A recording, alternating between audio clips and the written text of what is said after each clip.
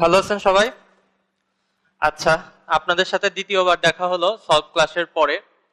তো আজকে আমাদের যেটা বিষয় সেটা হচ্ছে নিউটনিয়ান মেকানিক্স। নিউটনিয়ান মেকানিক্স মানে নিউটনীয় বলবিদ্যা, এটা হচ্ছে মানে আমাদের আজকের বিষয়। তো আমাকে অনেকেই চেনেন, আমি হচ্ছে আর্য, বুয়েটের এবারের ব্যাচ, অর্থাৎ 22-এর ব্যাচ আর কি। আচ্ছা, চলেন আমরা শুরু করি। নেন, প্রথমে নিউটনিয়ান মেকানিক্সের যেটা হলো সেটা হলো বলবিদ্যা। বল শব্দটা, বল শব্দটা কি, যে যে কোনো বস্তুর উপর যেটা প্রয়োগ করলে তাই আরেকটা স্থির বস্তুর মানে স্থির বস্তুকে গতিশীল করে অথবা কোনো গতিশীল বস্তুর গতির পরিবর্তন করে, এইটা হচ্ছে বল। এখন এই বল নিয়ে নিউটন সাহেব 3টা সূত্র দিচ্ছেন। তো আমাদের অর্ধেক এই থাকে নিউটন নিয়ে, তবে নিউটন এতটা ছোট নন, তিনি আরো জায়গায় মানে হাত দিয়েছে, সেগুলো পরে বুঝবেন। সেটা হচ্ছে সান্দ্রতা, এগুলো যখন পড়বেন তখন দেখবেন যে নিউটন আরো অনেক জায়গায় কাজ করছেন। আচ্ছা, আসেন আমাদের নিউটনিয়ান বলবিদ্যার প্রথম যে সূত্র ছিল নিউটনের, সেইটা আমরা দেখি। আমরা ফার্স্টে কয়েকটা জিনিস খালি থিওরি ভিত্তিক কয়েকটা কথা দেখবো, কারণ আজকের ক্লাসটা আমাদের একদমই থিওরি নিয়ে না। তা আমি খালি আপনাকে যে গাণিতিক প্রকাশগুলো এইগুলো একটু দেখায় দেব। দেখেন, এফ নেট ইকুয়াল যদি 0 হয় তাহলে আমাদের এ নেট যেটা হবে, এ নেট তো লেখে না, মানে ত্বরণ যেটা হবে সেটা হবে 0। মানে যদি আমাদের কোনো নিট বল 0 হয় তাহলে তার কারণে যে ত্বরণ সৃষ্টি হবে সেই ত্বরণটা হবে 0। এখন এই ত্বরণ 0-র মানে কি, যে কোনো বস্তু যদি সমবেগে চলে তাহলে সে সমবেগে চলতে থাকবে, আর যদি কোনো বস্তু স্থির থাকে তাহলে সে স্থির থাকবে। এটা হচ্ছে প্রথম সূত্র। আচ্ছা, আর আমাদের দ্বিতীয় সূত্র কোনটা ছিল? দ্বিতীয় সূত্র তো সবাই জানি, এটা ফিজিক্সের জাতীয় সূত্র। এটা হচ্ছে আপনারা ওই যে ই ইকুয়াল এমসি স্কয়ারের মতো, মানে সবাই জানে এফ ইকুয়াল এম এ। কিন্তু এইটার যে মেইন সূত্র এটা কিন্তু আমরা ভুলে যাই, সেটা ভোলা যাবে না, বুঝছেন? এই যে ডিপি ডিটি, এইটা হচ্ছে আমাদের এই সূত্রের মেইন পার্ট। এবং এটাতে কি হয়, ডিপির মান যদি আমরা এমভি বসাই তাহলে এটার থেকে হয়ে যায় হচ্ছে আপনার ইউভির সূত্র ইউজ করলে এম কে প্রথমে রাখলাম, ভি কে ডিফারেন্সিয়েট করলাম, তারপরে আবার ভি কে রেখে আমরা এম কে ডিফারেন্সিয়েট করলাম, এই সূত্রটা আমরা পেয়ে যাই। ঠিক আছে, দেখেন, সুতরাং এটা হচ্ছে এটার মূল সূত্র, মানে নিউটনের যে দ্বিতীয় সূত্র সেটার মূলটা হচ্ছে এটা, কারণ ভরবেগের পরিবর্তনের হার। আর তৃতীয় সূত্র হচ্ছে আমাদের 9-10-এর সবার প্রিয় ম্যাথ, সেইটা হচ্ছে ওই যে মানে নিউটনের তৃতীয় সূত্র মানবে কিনা, ক্রিয়ার প্রতিক্রিয়ার সমান হবে কিনা, এই ধরনের যে প্রশ্নগুলো ছিল সেইটা, এইটা হচ্ছে তৃতীয় সূত্র। ঠিক আছে, তো এগুলাই আজকে আমাদের মানে এগুলা নিয়েই কাজ করব হবে। আর আরেকটা আছে হচ্ছে আমাদের ভরবেগের সংরক্ষণশীলতার সূত্র। ভরবেগের সংরক্ষণশীলতার সূত্র, এইটা হচ্ছে আপনারা সবাই পারেন। এখান থেকে আমরা আজকে একটা একটু কনসেপচুয়াল ম্যাথ দেখব, তাছাড়া হচ্ছে যে ম্যাথগুলো আছে এগুলো আপনারা সবাই পারবেন। আর বাসায় যে যে কাজটা করবেন, কোশ্চেন ব্যাংক থেকে এই যে এই ম্যাথগুলো দেখবেন, যে একটা বোম ফেটে এইদিকে গেল এইদিকে গেল, তাহলে কোন করে মানে ভেক্টর ইউজ করে যে বিষয়টা। সুতরাং ভরবেগের জন্য আপনাকে যে সূত্রটা আমি মনে রাখতে বলবো সেইটা হচ্ছে আপনার P initial 1 plus P initial 2 equal হচ্ছে পি ফাইনাল 1 প্লাস হচ্ছে পি ফাইনাল 2। এই সূত্রটা আমি আপনাকে মনে রাখতে বলবো, কারণ আমাদেরকে ভেক্টর ইউজ করতে হবে। ঠিক আছে, তো এই আমাদের হচ্ছে আজকের থিওরি, এটার বাইরে আর নাই। তো এরপরে যেটা সেকেন্ড পার্ট আসছে সেইটা যখন আমরা শুরু করব তখন সেকেন্ড পার্টের গুলা লিখে দেব। সেটা হচ্ছে আপনার মানে কৌণিক ইয়েগুলা, কৌণিক যে পার্টটা সেইটা। আর তাছাড়া জড়তার ভ্রামক আছে, ওটাও কৌণিক পার্টের মধ্যে। আর ঘর্ষণ বলে আমাদের একটা আছে, সেইটা আমরা দেখব। তো চলেন আমরা প্রথম ম্যাথের দিকে যাই। আপনারা ইয়ে দেখছেন, হেলিকপ্টার দেখছেন? আচ্ছা, যারা দেখেন নাই তাদের জন্য উপহার হচ্ছে এই ম্যাথটা। চলেন, 1.5 কেজি ভরের একটা মডেল হেলিকপ্টার। আমি ফুল ম্যাথ লিখবো না, আপনারা লিখবেন, যদি পারেন লিখবেন, না হলে আমার মতো শর্টকাটে তুলতে পারেন, কিন্তু সেটা আপনার বুঝতে হবে, আপনি যাতে পরবর্তীতে বুঝতে পারেন সেইভাবে। 1.5 কেজি ভরের একটা মডেল হেলিকপ্টার, এই হেলিকপ্টারের আদি বেগ অর্থাৎ ইউ হচ্ছে আপনার 5J মিটার পার সেকেন্ড। আর আমাদের যে শেষ বেগ হবে এটা বলছে যে 2 সেকেন্ড পরে, 2 সেকেন্ড পর এর যে শেষ বেগ, এই শেষ বেগটা হচ্ছে 6i plus 12j metre per second. ঠিক আছে, এখন বলছে এই 2 সেকেন্ডে কত বল প্রয়োগ করা হলো যার কারণে আপনার এই বেগটা উৎপন্ন হলো। তো আমাদেরকে এফটা বের করতে বলছে। এফটা বের করার জন্য আমাদের সেই এক সূত্র, এফ ইকুয়াল এম এ। আমরা এটাকে ভেক্টর যেহেতু দেওয়া আছে সুতরাং ভেক্টর দিয়ে ইউজ করব। এফ ইকুয়াল হচ্ছে এম এ। দেখেন তাহলে এখানে এম এর মান দেওয়া আছে 1.5, এর মান আপনি জানেন যে ভি মাইনাস ইউ বাই হচ্ছে টি, এখানে হচ্ছে 1.5 বসালেন, ভি এর মান হচ্ছে আপনার দেখেন ভি এর মান আমি লিখে দিচ্ছি এখানে 6i plus 12j minus you করলে 6i প্লাস 7j, তাহলে এখানে লিখবেন হচ্ছে 6i plus 7j divided by 3 second না 2 সেকেন্ড, 2 সেকেন্ড। তাহলে এটা করবেন, এটা অ্যান্সার সম্ভবত আসবে হচ্ছে আপনার 4.5i প্লাস 5.25j, সম্ভবত এটা আসবে। আচ্ছা দেখেন ম্যাথটা অনেক সহজ না? এই ম্যাথটা এটা কিন্তু বুয়েটের একদম রিসেন্ট 20-21 আসা প্রশ্ন।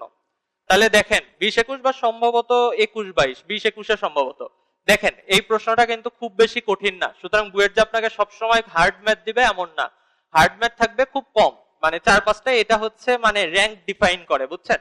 আর যেগুলো একটু সহজ প্রশ্ন থাকে এগুলো এমনি থাকে, মানে বুয়েটে আপনি ধরেন যে 10টা প্রশ্ন এইচএসসি পড়লে এমনিই পারবেন, সেটা আপনাকে ওইভাবেই দেওয়া হচ্ছে।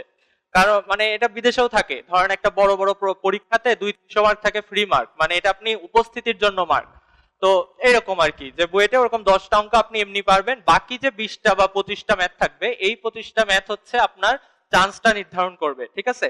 এই চান্স গুলো কিভাবে মানে নির্ধারণ করে, ধরেন যে আপনি পরাবৃত্ত পড়ছেন না, এখন আমাদেরকে একটা প্রশ্ন দিছিল যে এইরকম একটা ডিশ অ্যান্টেনা আছে, তা ডিশ অ্যান্টেনার এরকম থাকে, আপনারা দেখছেন এরকম করে 2-3টা কাঠি দিয়ে একটা জায়গায় যুক্ত থাকে, তো এই জায়গাটা হচ্ছে একটা উপকেন্দ্রের মতো। তো এই উপকেন্দ্রটা এখন বলছে যে মানে এইখানকার উপকেন্দ্রটা বের করতে বলছে, মানে বলছে যে প্রত্যেকটা ইয়েগুলা কোন বিন্দুতে মিলিত হয়। তো এটা দেখলে আপনি বুঝতে পারবেন যে এই ম্যাথটা কিন্তু আসলে পরাবৃত্তের উপকেন্দ্র বের করতে বলছে, মানে এরকমই একটা ম্যাথ ছিল আর কি। তারপরে তারার ম্যাথ থাকে সাধারণত মহাকর্ষ অভিকর্ষতে, আমাদের তারার ম্যাথ দিছিল একটা অন্য ইয়েতে, মানে অন্য একটা অধ্যায়ের ম্যাথে মিশাই দিছিল। আবার হচ্ছে আপনার আমরা বৃত্ত অধ্যায় পড়বো, বৃত্ত অধ্যায়ের মধ্যে বিভিন্ন সমীকরণ দিয়ে বিভিন্ন ম্যাথ করবেন, কিন্তু বুয়েট কি করছিল, একটা অর্ধবৃত্তাকার টানেল দিয়ে দিছিল। তো ব্যাপারটা এরকম, একটু কথা ঘুরায় টুরায় একটু ইয়ে করে করে দিবে, এইগুলো ধরতে পারলেই আপনার চান্স হবে। আর যদি কঠিন গুলা পারেন তাহলে তো কথাই নাই, তখন তো আপনি র্যাঙ্কে চলে আসবেন 1 থেকে 50 বা 1 থেকে 100-র মধ্যে। আসেন পরেরটাতে যাই আমরা। পরের ম্যাথটা দেখেন, এখানে বলছে যে 8 কেজি ভরের একটা বস্তু, এই বস্তুটা যদি 8 কেজি ভরের হয়, এই 8 কেজি ভরের বস্তু মাটিতে পড়তেছে 10 মিটার উচ্চতা থেকে, ঠিক আছে? কথাটা বুঝছেন? 10 মিটার উচ্চতা থেকে মাটিতে পড়তেছে, এবং এই বালিতে, মানে এটা বালি বলা হয়েছে আর কি, যেহেতু মানে এখানে নিচে আরো দেবে আসবে, সুতরাং বালি বলা হচ্ছে। এখানে বালিতে যে পড়তেছে, এই বালির মধ্যে সে আরো 0.5 মিটার ঢুকে গেল, এইটা হচ্ছে বলছে। এখন দেখেন এইখানে যে এটা ঢুকে গেল, তাহলে এটা কি বাধা বল দিচ্ছে না? সেই বাধা বলটাই নির্ণয় করতে বলছে, যে এখানে যে বাধা বলটা কাজ করে সেই বাধা বলটা কত। দেখেন এটা আমরা করব হচ্ছে কাজ দিয়ে, কাজ দিয়ে করলে আপনার জন্য অনেক সহজ হবে। এখানে যে বলটা কাজ করবে সেই বলটা কি এই সরণের জন্য কাজ করবে না? এখন দেখেন তাহলে আমরা এই মানে এই কাজটা নিব, যে যদি বাধা বল এফ হয় আর ওখানে যদি আপনার সরণটা ধরলাম 0.5, ওটা আসলে 50 সেন্টিমিটারে দেওয়া ছিল, আমি 0.5 ডাইরেক্ট লিখছি। আচ্ছা 0.5, আর এখানে কি করব, এখানে এই যে শক্তিটুকু একে থামাতে ব্যবহার করা হয়েছে, সেই শক্তিটুকু কি এইখান থেকে এই পর্যন্ত যে গতিশক্তি আসছে শেষ পর্যন্ত, সেই গতিশক্তির পরিমাণ না? এই গতিশক্তির পরিমাণ কোনটা? এখানে যে বিভব শক্তি ছিল সেই বিভব শক্তি না? তাহলে আমরা ডাইরেক্ট এটাকে বিভব শক্তি লিখতে পারি, mgh। আচ্ছা এই পর্যন্ত অনেকেই বোঝেন, কিন্তু ভুলটা যেটা করেন সেটা হচ্ছে এইচ এর মানটা বসাতে। এইচ এর মানটা এখানে কত হবে দেখেন, এম এর মান আপনি জানেন, জি এর মান আপনি জানেন, এইচ এর মানটা হবে 8.5, কারণ আপনাকে এইটুকু অংশ যোগ করতে হবে। এইটুকু অংশ কেন যোগ করতে হবে? কারণ আপনার সর্বশেষ যে অবস্থান, অর্থাৎ আপনি যে তলটাকে ধরতেছেন সর্বশেষ, সেই তলটা হচ্ছে এত দূরে আছে, সুতরাং আপনি 8 ধরলে চলবে না। ও আচ্ছা 10, হ্যাঁ 10.5, মানে ওই যে 10 মিটার প্লাস হচ্ছে 0.5 মিটার, এইটা সহ ধরতে হবে, না হলে ওটা হচ্ছে না। কারণ কি, আমি এটা ওই যে আপনাদের সলভ ক্লাসে বলছিলাম, কেউ ছিলেন? আচ্ছা সেটা আমি যেটা বলছিলাম, যে এরকম যদি একটা বস্তু থাকে, ধরেন যে এইটা যদি একটা সারফেস হয়, তাহলে এখানে তার বিভব শক্তিটা পজিটিভ, আর এই সারফেসে যখন সে আসতেছে তখন তার বিভব শক্তি 0। এখন আপনার যে প্রশ্নটা আসতে পারে যে ভাইয়া এটার নিচে তো মানে ফ্লোর আছে, সেই ফ্লোরের সাপেক্ষে তো ওর বিভব শক্তি আছে, তাই না? তাহলে এখন দেখেন যখন আপনি এখানে রাখতেছেন তখন বলতেছেন এখানে আনলে বিভব শক্তি 0, কিন্তু পড়ে গেলে তো আবার বিভব শক্তি ওখানে ছিল, এটা আপনি বলতেছেন। তাহলে কি যেটা দেখা যাচ্ছে যে আমাদের বিভব শক্তির বিষয়টা এটা পুরোপুরি সারফেসের উপর নির্ভর করে। মানে আমি দেখাইছিলাম কিরকম, যে আমার যদি এইটা সারফেস হয় আর বস্তুটা যদি এখানে থাকে তাহলে এর বিভব শক্তি হবে নেগেটিভ, আর যদি আমার সারফেসটাই এখানে হয় আর বস্তুটা থাকে এখানে তাহলে আমার বিভব শক্তিটা হবে পজিটিভ, কারণ এখানে সারফেসকে আমি 0 ধরতেছি। যদি এখানে সারফেসকে 0 ধরতাম তাহলে এখানে কিন্তু নেগেটিভ হয়ে যেত। বুঝতে পারছেন আমার কথাটা?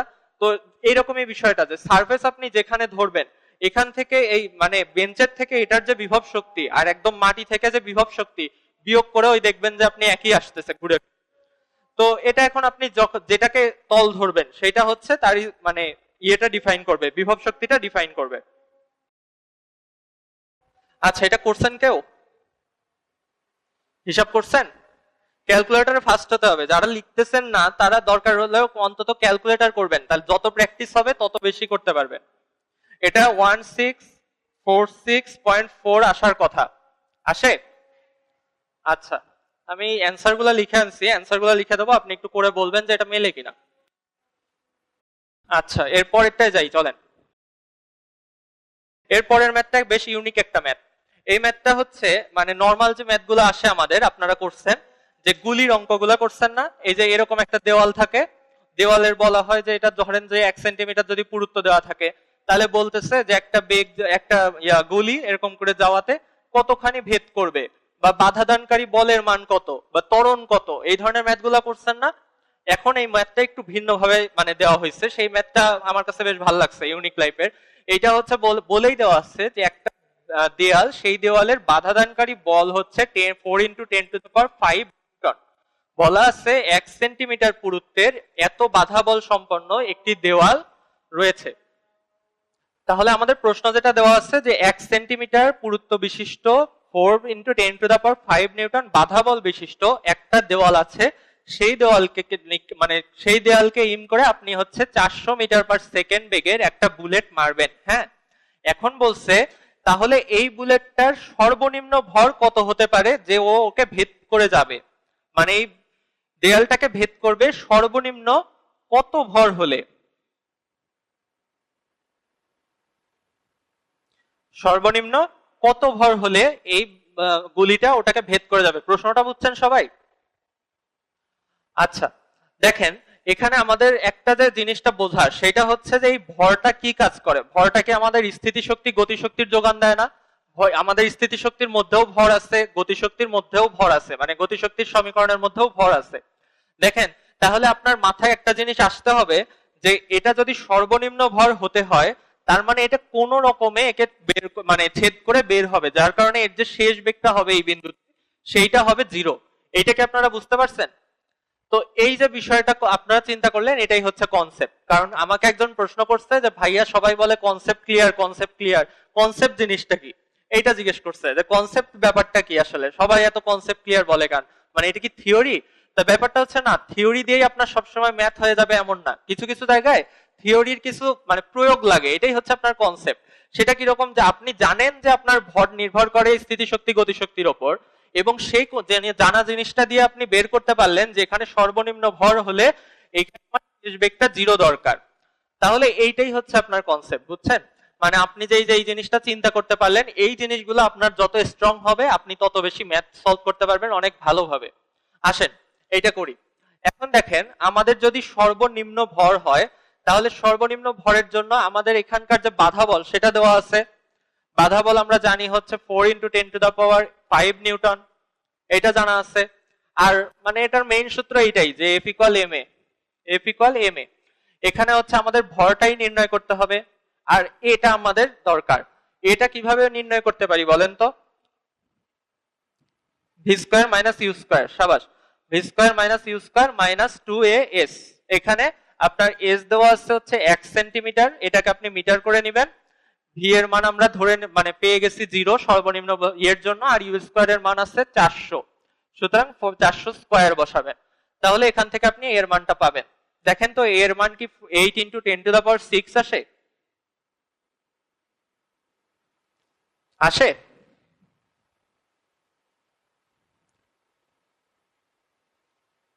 10⁶ মাইনাস নাই। আচ্ছা, এবার আপনি এখানে এর মানটা বসাবেন, দেখবেন এম এর মানটা আসবে হচ্ছে 50 গ্রাম। ঠিক আছে, তাহলে আমাদের উত্তর লিখবেন যে অতএব যদি সর্বনিম্ন ভর 50 গ্রাম হয় তাহলে এটা কোন রকমে ওকে ভেদ করতে পারবে। ম্যাথটা ক্লিয়ার সবার কাছে? বলে গতিশক্তি দিয়ে কিভাবে করবেন? আচ্ছা, মানে আপনি বলতেছেন যে half M V square equal হচ্ছে এফএস, অ্যান্সার মেলে? অবশ্যই করতে পারবেন, কোনো সমস্যা নেই। আমরা যে আগের ম্যাথটা করছিলাম না, ওই যে মানে যেটা ওই যে বালির মধ্যে পড়লো, ওটা তো কাজ দিয়ে করছি। আপনি এটা যদি কাজ দিয়ে শক্তি দিয়ে করতে চান অবশ্যই পারবেন। হ্যাঁ, এটা ভালো, এটা একটা ভালো কথা বলছেন, এটা করা যাবে। আচ্ছা, পরের ম্যাথটায় আসেন। পরে হচ্ছে বলা আছে একটা বস্তুর উপর এফ ইকুয়াল কেটি পরিমাণ বল কাজ করে। হ্যাঁ, এটা বলে দেওয়া আছে যে এটা কয় নাম্বার? 4 নাম্বার, 4। আচ্ছা, দেখেন একটা বস্তুর উপর বলা আছে যে এফ ইকুয়াল কেটি পরিমাণ মানে বল কাজ করতেছে। এখন বলছে এর যদি আদি ভরবেগ পি হয়, আদি ভরবেগ ধরেন যে লিখলাম আদি ভরবেগ, এটা যদি পি হয়, এখন বলছে কখন, কখন বলতে কত সময় পর আর কি, কখন এই ভরবেগটা দ্বিগুণ হয়ে যাবে, মানে 2p হবে। আপনাকে বলে দেয়া থাকবে দ্বিগুণ হবে, আপনি এটাকে বুঝে নেবেন যে 2p হবে। ঠিক আছে,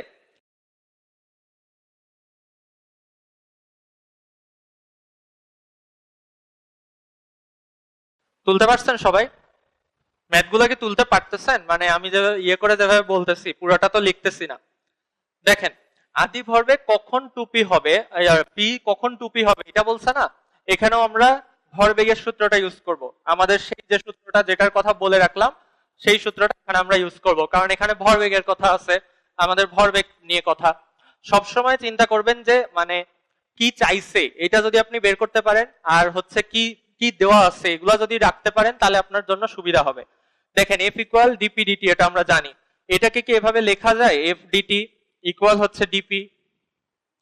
আচ্ছা, দেখেন এইটা কিন্তু কোনো ভাগফল না। হ্যাঁ, তাহলে এটাকে কিভাবে গুণ করে লেখা যায়? এটা নিয়ে আমি বেশ কিছুদিন স্যারদের সাথে ঝগড়া করছি যে স্যার এরকম মানে এটা যদি গুণফল না ভাগফল না হয় এটা কিভাবে গুণ হয়। তো এটা ব্যাপারটা হচ্ছে মানে এটা একটা থিওরি, এটা হচ্ছে গুণফল ভাগফলের বিষয় না। এখানে ডিডিটি অফ পি করা হয়েছে এবং এইখানে এই ডিটি বা এই ক্ষুদ্র অংশটাকে যখন আপনি আবার এফ এর সাথে গুণ করবেন তখন সম্পূর্ণ ডিপিটা পেয়ে যাবেন। এইরকম হচ্ছে কনসেপ্ট একটা, সেই হিসেবে এরকম করে লেখা যায়, মানে মূলত এটা গুণ করা না, মানে এইরকম ভাবে লেখা যায়, সেটা হচ্ছে বলা হয়। তো এটাকে এখন আমরা ইন্টিগ্রেশন করব, এফ ডিটি ইকুয়াল হচ্ছে এই পাশে ডিপি।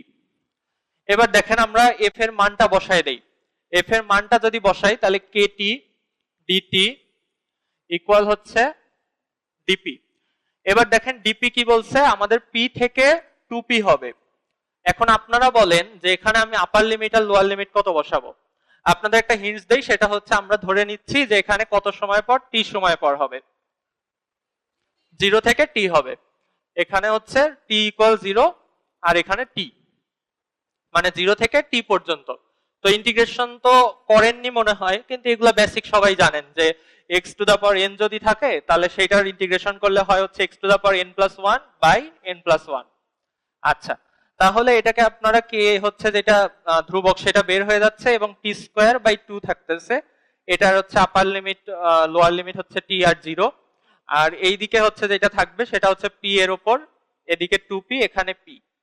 আচ্ছা, আর এবার আমরা যেটা ওই যে জানি যে আপার লিমিট প্রথমে বসায় তারপরে লোয়ার লিমিট বসায় বিয়োগ করে, তাই না? তাহলে কে থাকতেছে, টি স্কোয়ার থাকতেছে, 2 থাকতেছে, 0 দিয়ে বসালে 0, মাইনাস করলেও ওটা এটাই থাকবে। আর এখানে যেটা হবে আমরা 2p এর মানটা বসাবো, মাইনাস p করব, তাহলে কি হবে 2p মাইনাস p, p থেকে যাবে, তাই না? এবার আমরা t এর মানটা বের করে ফেলবো। t এর মানটা যদি বের করি তাহলে 2p by k plus minus দিয়ে রুট ওভার। এখন দেখেন সময়ের ক্ষেত্রে তো প্লাস মাইনাস হবে না, কারণ সময় তো নেগেটিভ হয় না, সুতরাং শুধু প্লাস মাইনাস শুধু প্লাস মানটা। এটা প্লাস মাইনাস আমি কেন লিখলাম, যে আপনাদের অনেকে প্রশ্ন করতেন যে ভাইয়া প্লাস মাইনাস কেন নিলেন না, তা আগে লিখে তারপরে মুছলাম। আচ্ছা, আপনারা তুলতে থাকেন, আমি এখানে মুছতে থাকি, পরের প্রশ্নে যাচ্ছি। এখন মনে হতে পারে যে একটা প্রশ্ন না বুঝতেই আরেকটায় চলে যাচ্ছে, কিন্তু অ্যাডমিশনে এটাই করা লাগবে আসলে। আপনারা দেখবেন যে এরকমই হবে। আমাদের প্রথম প্রথম যখন অ্যাডমিশন ক্লাস শুরু করতাম তখন এরকম হতো যে ভাইয়া প্রশ্ন মানে অ্যান্সার শেষ, আমরা প্রশ্ন তুলেই শেষ করতে পারি নাই, এরকম হতো। তো এটা নিয়ে ভয় করার কিছু নাই, এটা আস্তে আস্তে আপনাদের মানে প্র্যাকটিসে চলে আসবে। আচ্ছা, এবার আসেন 5 নাম্বার কোশ্চেনে। 5 নাম্বার কোশ্চেন গুলো অনেকটা চেনা প্রশ্ন, মানে এই ধরনের প্রশ্ন আপনারা দেখছেন। সেটা কিরকম বলছে যে একটা গাড়ি, এই গাড়িটা এইদিকে যাচ্ছে 4 মিটার/সেকেন্ড বেগে, ঠিক আছে, এইদিকে যাচ্ছে 4 মিটার/সেকেন্ড বেগে। এখন এটা মানে ধরে নেন যে এটা পূর্ব দিক, এটা বলা আছে যে পূর্ব দিক, এবং হঠাৎ করে উত্তর দিকে এর উপর 4 নিউটন বল প্রয়োগ করা হলো, এইটা হচ্ছে আপনাকে বলছে। তো এগুলা হচ্ছে ভাষায় থাকবে, আপনি যদি নিজের মতো করে একটা আঁকায় নিতে পারেন তখন দেখবেন যে আপনার মানে অনেকটা ক্লিয়ার হয়ে যাবেন। তো এই জন্য সবসময় ভিজুয়ালাইজ করার চেষ্টা করবেন, যত বেশি চিত্র ভিজুয়ালাইজ করতে পারবেন তত বেশি আপনার মানে ম্যাথ করার ইয়েটা বাড়বে। আমি এই কাজটা করতাম, মানে আমার হচ্ছে এই মানে একটা ম্যাথ দেখে প্রশ্ন দেখে আগে যে আমাদের ভাইয়েরাও বলে দিত যে তোমরা আগে উপাত্তগুলো আন্ডারলাইন করবা, তারপর একটা মনের মধ্যে চিত্র আঁকানোর চেষ্টা করবা যে কেমন হতো। আচ্ছা দেখেন, এখানে 4 মিটার/সেকেন্ড বেগে যাচ্ছে, এদিকে এর উপর হঠাৎ করে উত্তর দিকে বল দেওয়া হচ্ছে। এবার যেটা বলছে, এখানে দুইটা প্রশ্ন ছিল, একটা প্রশ্ন ছিল সম্ভবত লোভ দিয়ে বের করা বা এই ধরনের, ওটা আর আমি নেইনি, ওটা আপনারা পারবেন। দ্বিতীয় যে প্রশ্নটা, এটা বেশি ইন্টারেস্টিং, সেটা হচ্ছে এর গতিপথের সমীকরণ কেমন হবে। গতিপথের সমীকরণ, এটা অনেকটা ওই যে সঞ্চার পথের মতো হয়ে গেল, বুঝছেন? কি বুঝতে পারছেন? মানে এখানে গাড়িটা কোন দিকে যাবে, সকালবেলা একজন জিজ্ঞেস করছে ভাইয়া গতিপথ মানে কি, এখন কি বলি আর। আচ্ছা দেখেন, তাহলে এটা যখনই আসবে, এই ধরনের কোন দিকের কথা আসবে, তখনই আপনারা যে কাজটা করবেন সেটা হচ্ছে একটা স্থানাঙ্ক ব্যবস্থা বা একটা দিক ব্যবস্থা আঁকায় ফেলবেন। এইরকম করে একটা দিক ব্যবস্থা আঁকায় ফেলবেন। তাহলে কি দাঁড়াচ্ছে, এখানে হচ্ছে আমাদের যদি এটা নর্থ হয়, এটা হবে হচ্ছে ইস্ট, এটা হচ্ছে ওয়েস্ট, আর এটা হবে সাউথ। দেখেন, তাহলে এ যাচ্ছিল হচ্ছে 4 মিটার/সেকেন্ড বেগে এই দিকে, তাকে বল দেওয়া হয়েছে এই দিকে 4 নিউটন বল, এইটা হচ্ছে এরা বলতেছে। এখন দেখেন, এই ম্যাথটা আমরা অনেকভাবে করতে পারি, কিন্তু আমরা যে কাজটা করব উপাংশ ব্যবহার করে করব। উপাংশ ব্যবহার করলে এই ম্যাথটা করাটা অনেক ইজি হবে। কিরকম করে ইজি হবে দেখেন, এই যে এক্স অক্ষ বরাবর বেগ দেওয়া আছে, আমরা কি বলতে পারি যে এক্স অক্ষ বরাবর যে তার সরণ সেটা x=40, এদিকে তো সমবেগ, বলা যায়? বলা যায়। তা আমি এটাকে আপাতত 40 না লিখে vxt লিখতেছি, কারণ মানে এক্স অক্ষ বরাবর বেগ। আচ্ছা, এবার দেখেন এই দিক বরাবর 4 নিউটন বল ক্রিয়া করছে, আপনারা কি বলতে পারবেন ওয়াই অক্ষ বরাবর আদি বেগ কত? 0, কারণ ওয়াই অক্ষ বরাবর তার কোনো বেগই ছিল না। তাহলে ওয়াই ইকুয়াল মানে ওয়াই অক্ষ বরাবর সরণ ইকুয়াল 0 প্লাস হাফ এ টি স্কয়ার লেখা যায়? যায় কিন্তু। দেখেন, তাহলে এটাকে আমি ওয়াই দিয়ে দিলাম, এ ওয়াই লিখলাম, যে যেহেতু এই ওয়াই অক্ষের দিকে ত্বরণ, সুতরাং লিখলাম যে এ ওয়াই। এখন যে কাজটা করব, এখান থেকে আমরা টি এর মানটা নিব, যেহেতু এখান থেকে টি এর মানটা বের করা কঠিন, এখান থেকে টি এর মানটা নিব। এখান থেকে মানটা নিলে আমাদের হচ্ছে X divided by V X দাঁড়াচ্ছে টি এর মান। এবার ওই টি এর মানটা আমরা এখানে বসাবো, চলেন। দেখেন, এই টি এর মানটা যদি আমরা এখানে বসাই, তাহলে Y equal half A Y T square হয়ে যাবে, তাহলে হচ্ছে X square by V X whole square হলো। এবার দেখেন, এবার এই এক্স স্কয়ার কে এখানে রেখে আমরা সবকিছু এই পাশে পার করে দেব।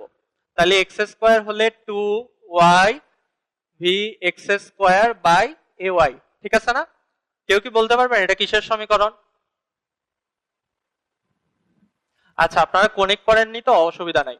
দেখেন, এই সমীকরণটাকে এর সাথে মিলে যায়, এক্স স্কয়ার ইকুয়াল 4ay, অথবা এই ধরনের এটা হচ্ছে আপনার পরাবৃত্তের সমীকরণ, ওয়াই স্কয়ার ইকুয়াল 4ax। এটা একটা বোঝার সহজ বুদ্ধি কি, যে এখানে একটা চলকে স্কয়ার আছে আর একটা ফ্রি আছে, একটা চলকে স্কয়ার আছে আর একটা ফ্রি আছে, একটা চলকে স্কয়ার আছে আর একটা ফ্রি আছে। তাহলে এটা হচ্ছে গতিপথের যে সমীকরণ, সেটা হচ্ছে পরাবৃত্ত, ঠিক আছে? তো এই ধরনের কোশ্চেন আসতে পারে। এখন এখানে একটা প্রশ্ন একজন করছিল যে আপনি যখন মানে কণিকে পড়বেন, যে এটা এর মানটা নির্ণয় করবেন, এর মান দিয়ে ওই যে পরাবৃত্ত মানে বৃত্তের কেন্দ্র, উপকেন্দ্র, তারপরে লম্ব, লম্বের দৈর্ঘ্য, এগুলা বের করা যায়।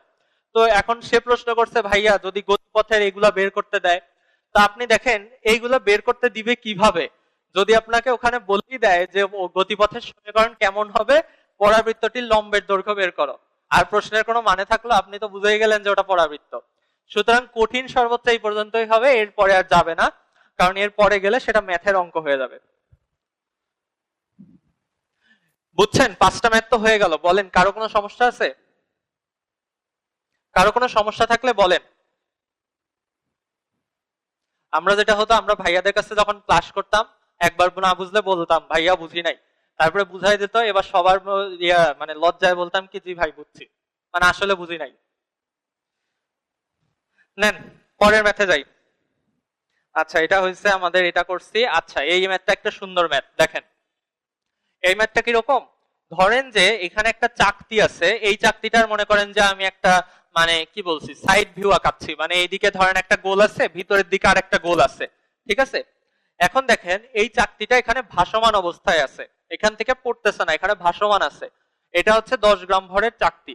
এখন 10 গ্রাম ভরের চাকতি তো কোনোভাবেই ভাসমান থাকতে পারে না, এটা পড়ে যাবে না। আচ্ছা, কিন্তু পড়তেছে না কেন? পড়তেছে না, আমরা ভূমি থেকে একে বারবার করে মার্বেল দিয়ে মারতেছি, এবং প্রতি সেকেন্ডে আমরা 10টা করে মার্বেল মারতেছি। 10টা করে মার্বেল তার গায়ে মারা হচ্ছে, এবং মার্বেলের যে বল সে দিচ্ছে, সেই মার্বেলের বল দ্বারা তার ওজন প্রশমিত হয়ে সে ওখানে স্থির আছে। হ্যাঁ, তো এই মার্বেল গুলার প্রত্যেকের ভর ধরে নেন যে 5 গ্রাম করে।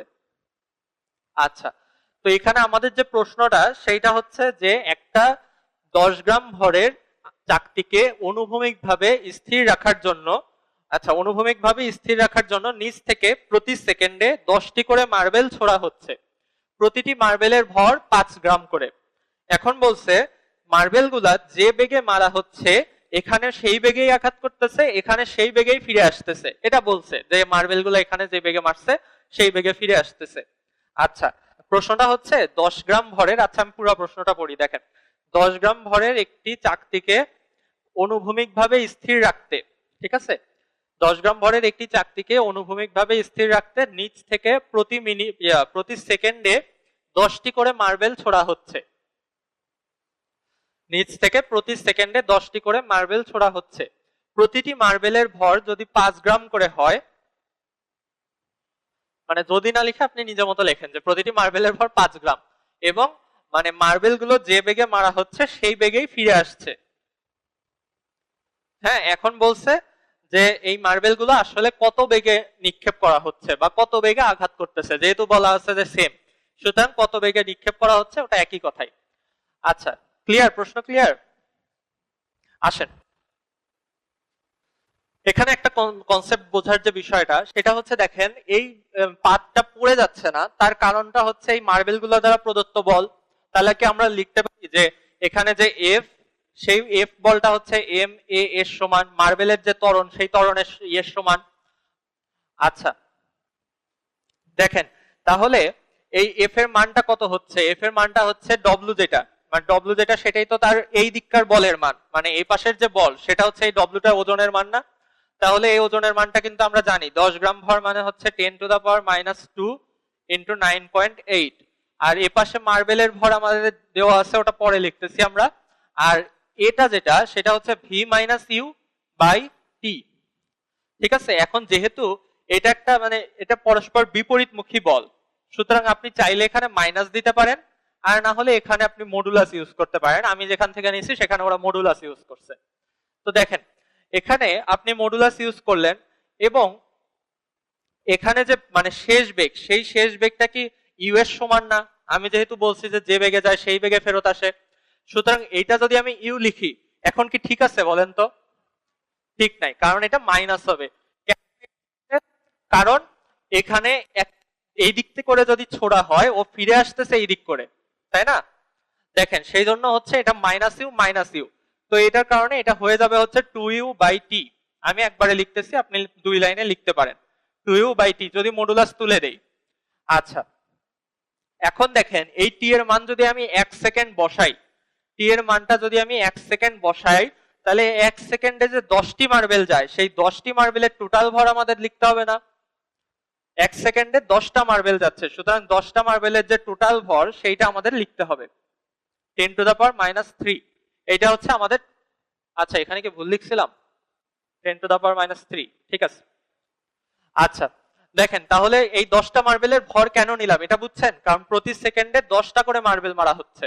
এখন এই 10টা মার্বেল মারা যে কথা, একসাথে 10 মার্বেলের ভর মারাও একই কথা, কিন্তু ব্যাপারটা কি মানে 10টা মার্বেল মারা হলে প্রত্যেকটা জায়গায় একটা ভর ডিস্ট্রিবিউট হয়। তো যার কারণে এই ইয়েটা মানে 10টা মার্বেলের কথা বলা হয়েছে। এখান থেকে আপনি ইউ এর মানটা সহজে বের করতে পারবেন। কত আসে? 0.98 মিটার পার সেকেন্ড। দেখছেন ম্যাথটা অনেক সহজ না? মানে একেবারে জাস্ট এম এ দিয়ে, কিন্তু আপনার ম্যাথটা পড়তে কত কষ্ট, মানে ম্যাথটা পড়তে কত কঠিন, যে এরকম একটা বস্তু শূন্যে ভাসমান আছে, আপনি নিচ থেকে মার্বেল মেরে মেরে সেটাকে স্থির রাখতেছেন। তো এইরকম। আচ্ছা এবার নামাজ পড়ে আসেন, অসুবিধা নাই, বাকি আমাদের কয়েকটা ম্যাথ আছে, আমরা নামাজ পড়ার পর দেখবো। কোনটা ছিল লাস্ট ম্যাথ? মার্বেল ছোড়া, হ্যাঁ বাতাসে। দেখেন যদি ওটা উপেক্ষা করা না হতো তাহলে এটা কোনোদিন সম্ভব যে আপনি একটা মার্বেল যে বেগে মারতেছেন এখানেও সেই বেগে আঘাত করে আবার এখানেও সেই বেগে ফিরতেছে, এত তো অ্যাকুরেট হয় না। তো এটা হচ্ছে মানে এই ম্যাথের জন্য করে না, অত কিছু ধরতে গেলে তো আপনার ম্যাথ কঠিন হয়ে যাবে অনেক, এমনি পেঁচায় দিছে ম্যাথ।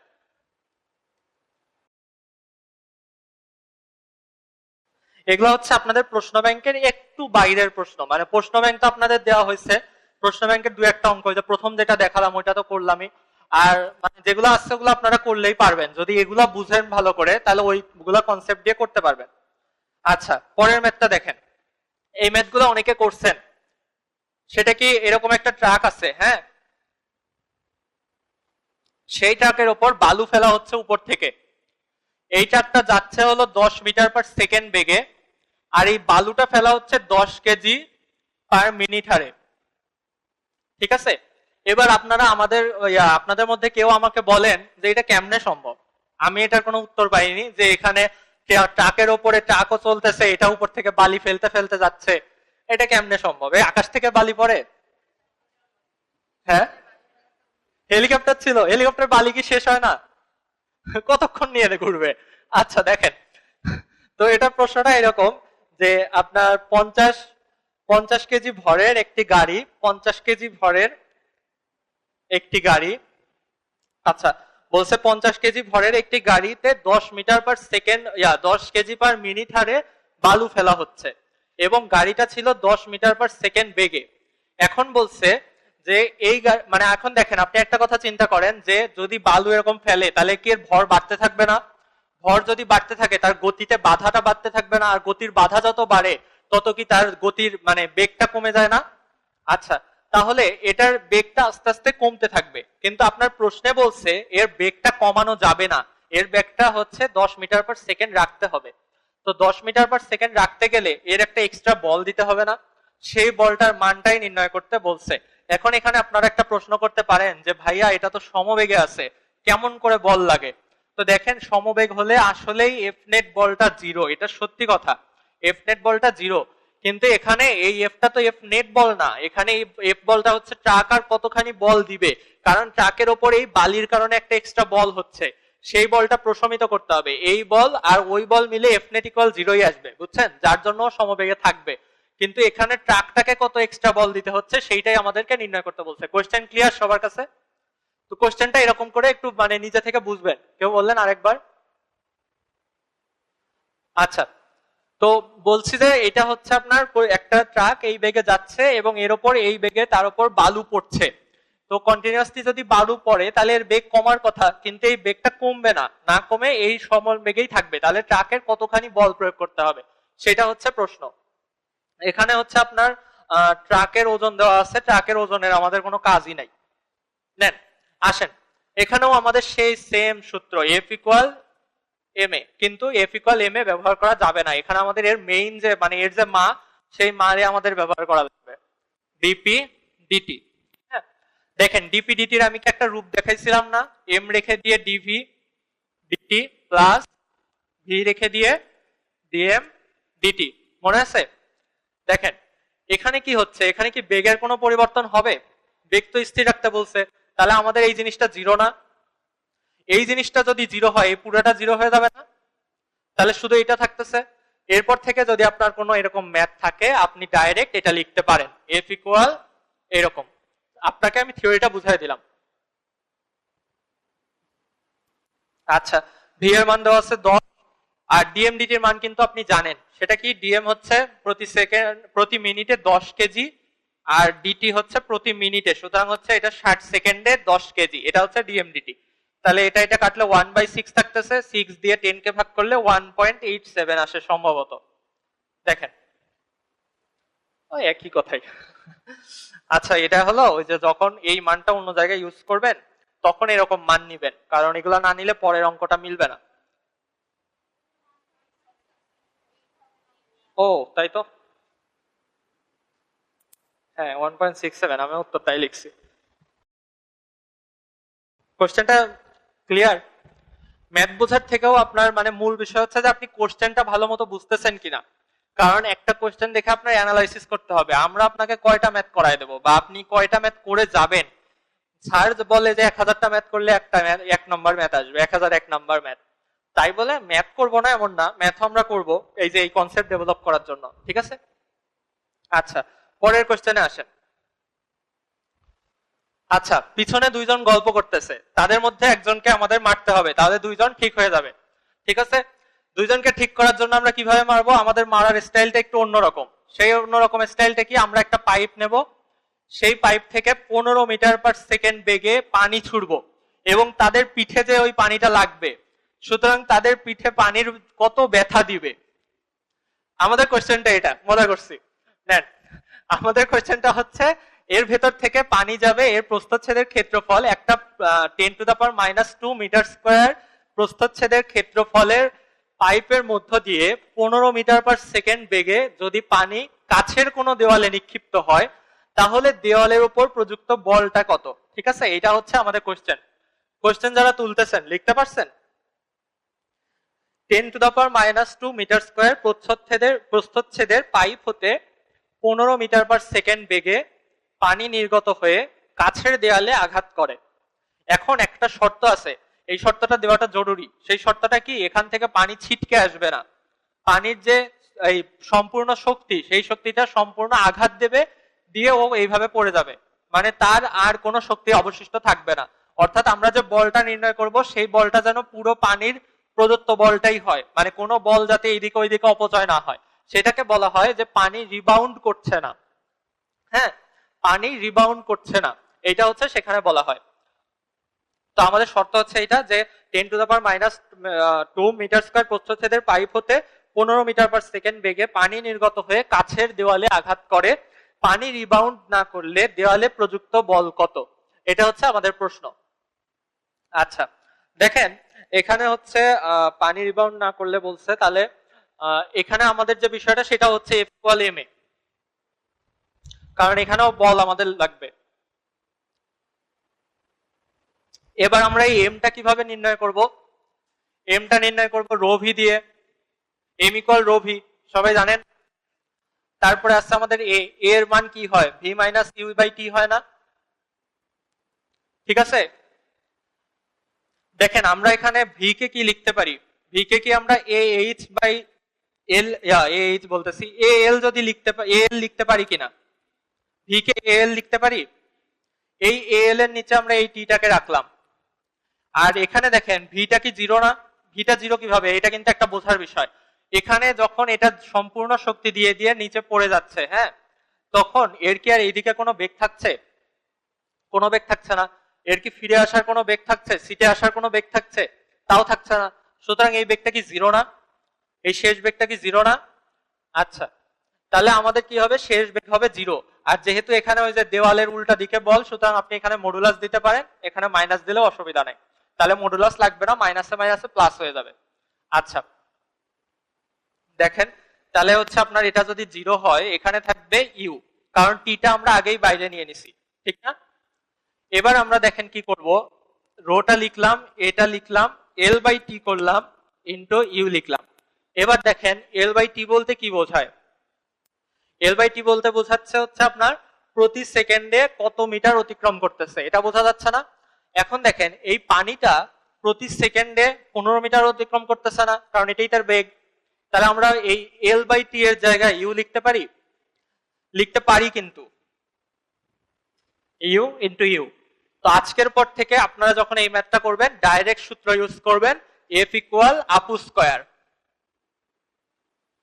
এখানে পিটা হচ্ছে রো, মানে আমরা যে আপু বলতেছি সেই আপুর পি হচ্ছে রো, আর ইউ এর উপর স্কয়ার, আপু স্কয়ার নেন।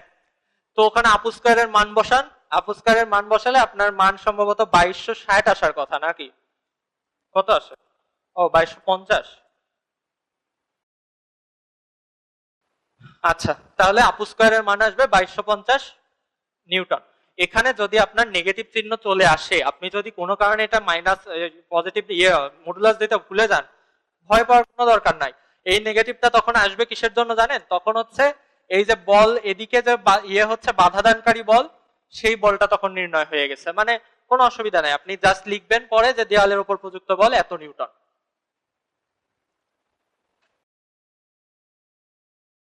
ক্লিয়ার? ম্যাথগুলো বুঝতেছেন?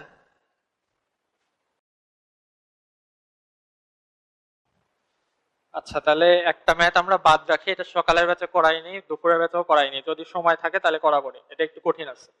আচ্ছা, এবার হচ্ছে আমরা লিফটে চলে যাব। দেখেন, বাসায় কাচের প্লেট ভাঙার জন্য কেউ গাল টাল খাইছেন? আচ্ছা, কাচের প্লেট কি সবসময় হাত থেকে পড়লেই ভাঙে? অন্য কোনো ভাবে ভাঙতে পারে না? আপনি যদি কাচের প্লেটে অনেক বেশি ভার রাখেন, কাচের প্লেট কি ভেঙে যাবে না?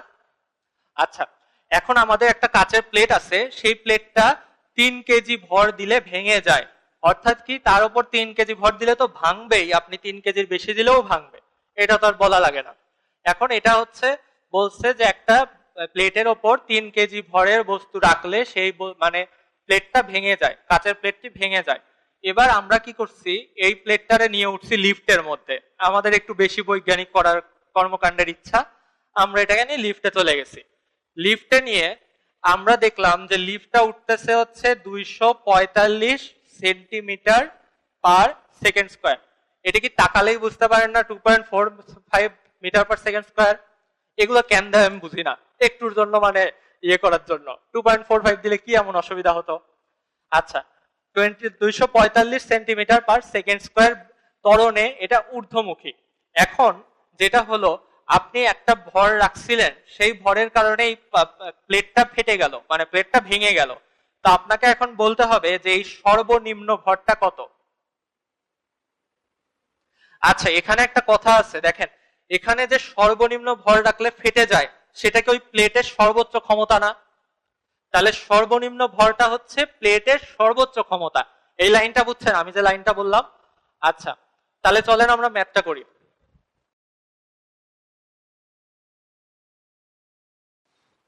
এখানে দেখেন, আমাদের প্লেটের যে সর্বোচ্চ ক্ষমতা, অর্থাৎ যে সর্বোচ্চ বল সহনকারী ক্ষমতা আর ম্যাক্স, সেইটা সমান যদি কোনো বস্তুর ওজন হয়ে যায়, তাহলে কি সে ভাঙে না? আমার এই লাইনটা বুঝছেন?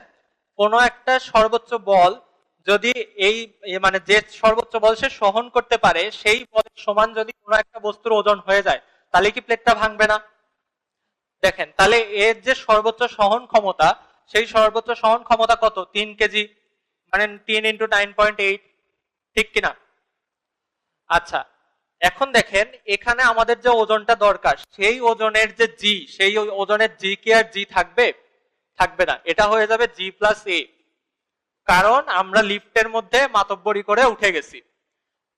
আচ্ছা, তাহলে দেখেন এখানে যে মানটা আসবে m ইন্টু 9.8 প্লাস 2.45, ঠিক আছে?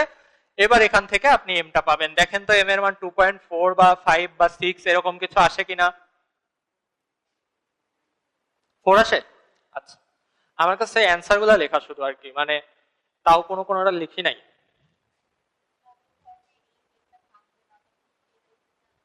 হ্যাঁ, তখন এটা হতো, মানে তোমার প্রশ্ন যেটা তুমি বললা যে সর্বনিম্ন মানে সর্বোচ্চ কত ভর বহন করা যাবে, যদি সেই প্রশ্নটা হতো, তখন তোমার এখানে শর্ত দেওয়া থাকতো যে সর্বোচ্চ 3 কেজি বহন করতে পারে। কিন্তু আমি যে বলছি যে প্লেটটা ভেঙে যায়, সর্বনিম্ন কত দিলে এটা ভেঙে যায়, তাই বলছি না? তাহলে সেটার ক্ষেত্রে এই শর্তটা ছিল যে 3 কেজি রাখলে এটা ভেঙে যায়, মানে সর্বোচ্চ 3 কেজি রাখলে এটা ভেঙে যায়। তাহলে এখানে ভেঙে গেলেও সেই বলটা কত ছিল সেটা বলছি। আর তুমি যেটা বললা যদি এমন হতো যে কত ভর পর্যন্ত রাখা যাবে, তখন এটা হতো কি যে 3 কেজি পর্যন্ত রাখা যায়, সর্বোচ্চ 3 কেজি রাখা যায়।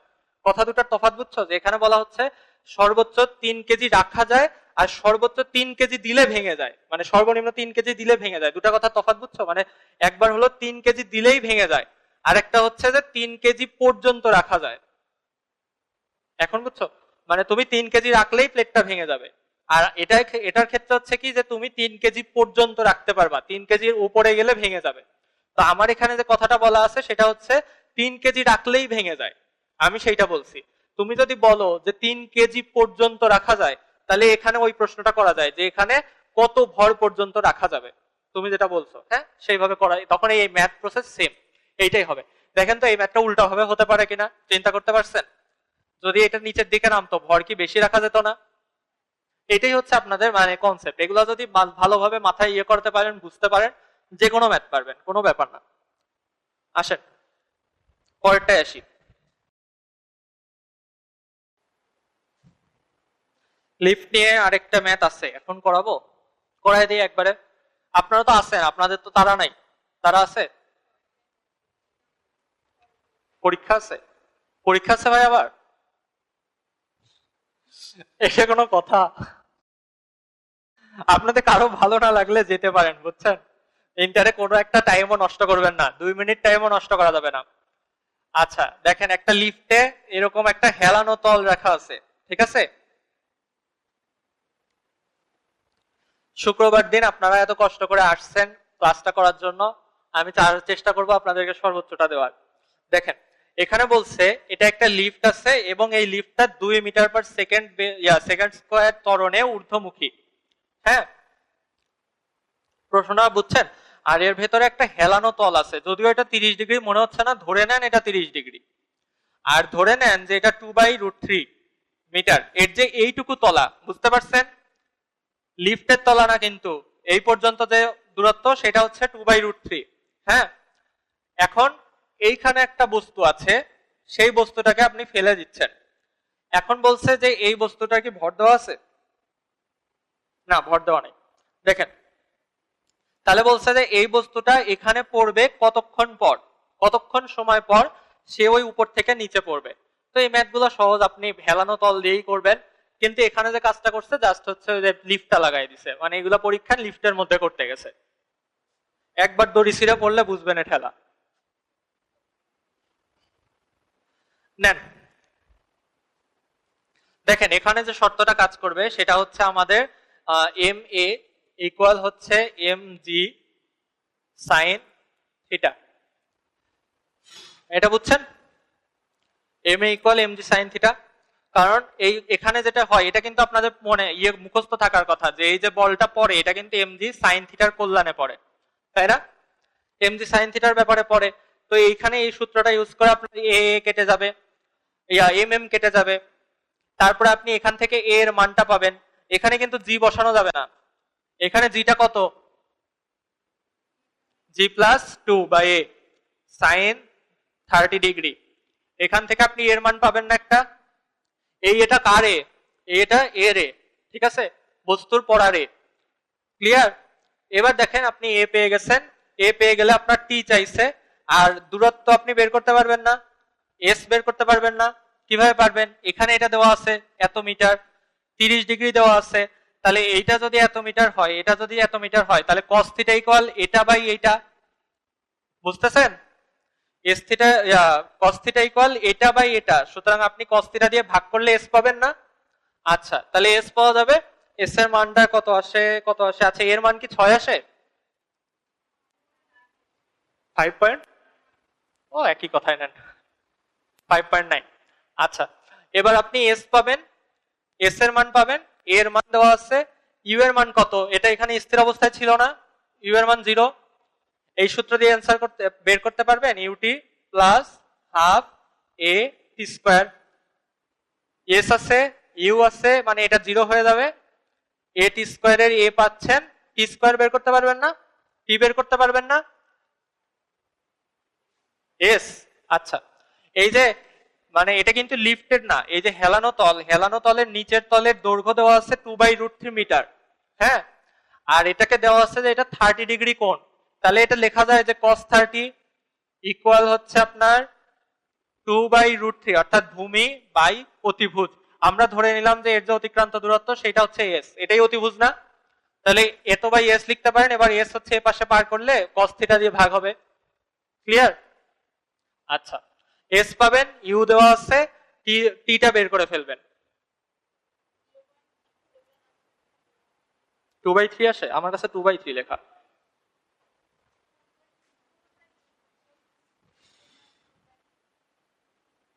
s এর মান, ও আমার কাছে t এর মান লেখা রয়েছে 2/3, আমি তো শুধু উত্তর লিখছি, t/3 লেখা রয়েছে আর কি। আসে t/3, 2/3 আসে? ঠিক আছে, ম্যাথটা বুঝতে পারছেন সবাই?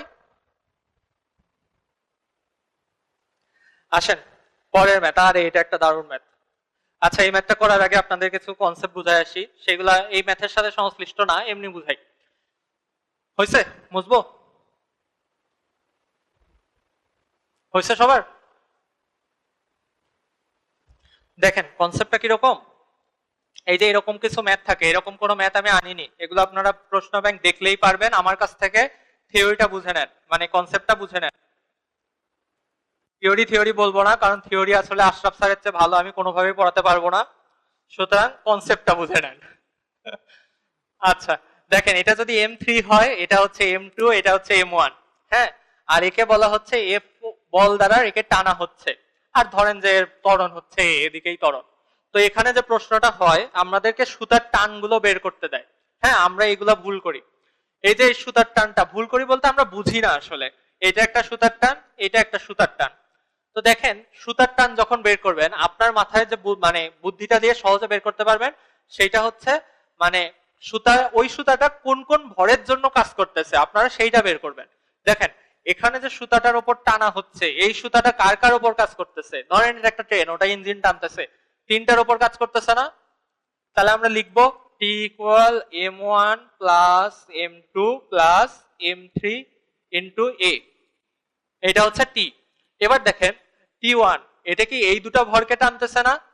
তার কি এইটার উপর কোনো প্রভাব আছে? এইটা যে একে এর সুতাকে টানতেছে, সে তো টানতেছে, সুতাটা কাকে টানতেছে? সে এগুলাকে টানতেছে না? তাহলে এই সুতার যে টান হবে, সেই টানটা হবে হচ্ছে M2 plus M3 into A, R T2 যেটা হবে সেটা তো এতক্ষণে বুঝছেনই, M3 ইন্টু A। ব্যাপারটা ক্লিয়ার? এটা মানে ঘুলায় ফেলবেন না, সামনে পিছনের সাথে ঘুলাবেন না। ক্লিয়ার সবার কাছে? আচ্ছা, এটা তো ক্লিয়ার হলো, এটা দিয়ে একটা অনেক কঠিন ম্যাথ করা যায়, কিন্তু বুয়েট আপনাকে অনেক সময় যে কাজটা করবে, এই যে এইরকম করে দেবে। ধরেন একটা দণ্ড দিছে, এই দণ্ডটা ধরেন 1 মিটার, এরকম যে ম্যাথটা আছে সেখানে 1 মিটার নাই, 1 মিটার দিলে তো আপনার জন্য সোজা হয়ে গেল, ওরা তো আপনাকে সোজা করে দিবে না, মানে একটু বেশি বেশি কি আর কিছু বলবো না, থাক। 30 নিউটন বলে ধরেন আপনি টানতেছেন, এবং বলছে এই 30 নিউটন বলে টানার জন্য এর থেকে 40% দূরত্বে এই সারফেসের উপর বল কত হচ্ছে? এখন এটা দেখে আপনার মাথায় কি রাগ হচ্ছে না যে ভাই এটা তো একটা দণ্ড আছে, আপনি বলতেছেন যে এটা আমি টানতেছি, এই জায়গার সারফেসে বল কত সেটা কেমনে আমি বের করবো? কারণ এটা কিন্তু স্বাভাবিক, কারণ আপনি যখন এখানে একদিকে টানবেন, এর বলটা কিন্তু আস্তে আস্তে এইদিকে কমতে থাকবে না, বলের প্রভাবটা। সুতরাং এখানে কিন্তু বলের প্রভাব অবশ্যই 30 নিউটন থাকবে না। আচ্ছা, এখন এটা কিভাবে বের করবেন? আমরা দেখেন, আমরা কি এভাবে চিন্তা করতে পারি, এটা যদি 40% হয় তাহলে এটা 0.4, এটা 0.6। এখন আপনি একক ভরের একক দৈর্ঘ্যে ভর বের করতে পারবেন। যদি বলা হয় যে 1 কেজি, তাহলে একক দৈর্ঘ্যের ভর হবে হচ্ছে, বা এম কেজি ধরেন, তাহলে একক দৈর্ঘ্যের ভর হবে হচ্ছে এম কেজি, 1 মিটার দিয়ে ভাগ করলাম, তাহলে 0.4 অংশের জন্য ভর হবে 0.4 এম, এর জন্য হবে 0.6 এম, তাই না? ক্লিয়ার? এখন দেখেন, তাহলে আপনি কি এটাকে এইভাবে ভাগ করে নিতে পারেন? এটাকে আমি বললাম 0.4 এম ভরের একটা বস্তু, এটাকে বললাম একটা 0.6 এম ভরের বস্তু। এখানে যদি 30 নিউটনে টানা হয়, এই সুতার টান কত? এই সুতার টান এই সারফেসের উপর টান না? দেখছেন, ওই একটা কনসেপ্ট দিয়ে সুষম দণ্ডের এটা করা হলো। তাছাড়া আপনি ওই এই দণ্ডের মাঝখানে ভিতরে সারফেসে বল কেমনে হচ্ছে কেমনে বুঝবেন? তো ব্যাপারটা এরকমই, যে আপনি যখন ভাগ করে নিবেন, সেটা এটা জোড়া লাগায় থাকা থেকে টানটা পড়া যায় যা কথা, একটা সুতা লাগায় টান দেওয়াটাও সেই একই কথা, কারণ এর যে 30 নিউটন টানতেছে, ওই সুতা শুদ্ধই তো টানবে পুরাটা, তাই না? বুঝছেন ব্যাপারটা? ক্লিয়ার সবাই?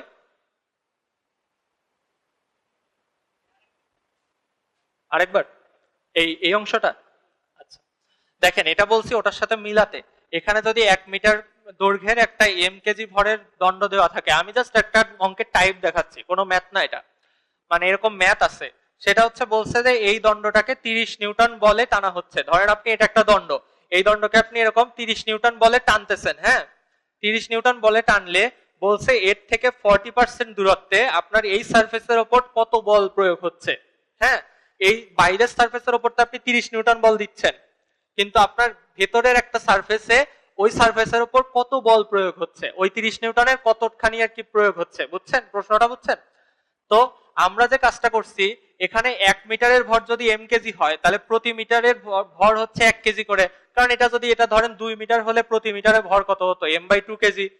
তো আমি ওখানে 1 মিটার ধরাতে ওই কেজি আসছে, প্রতি মিটারে ভর কেজি।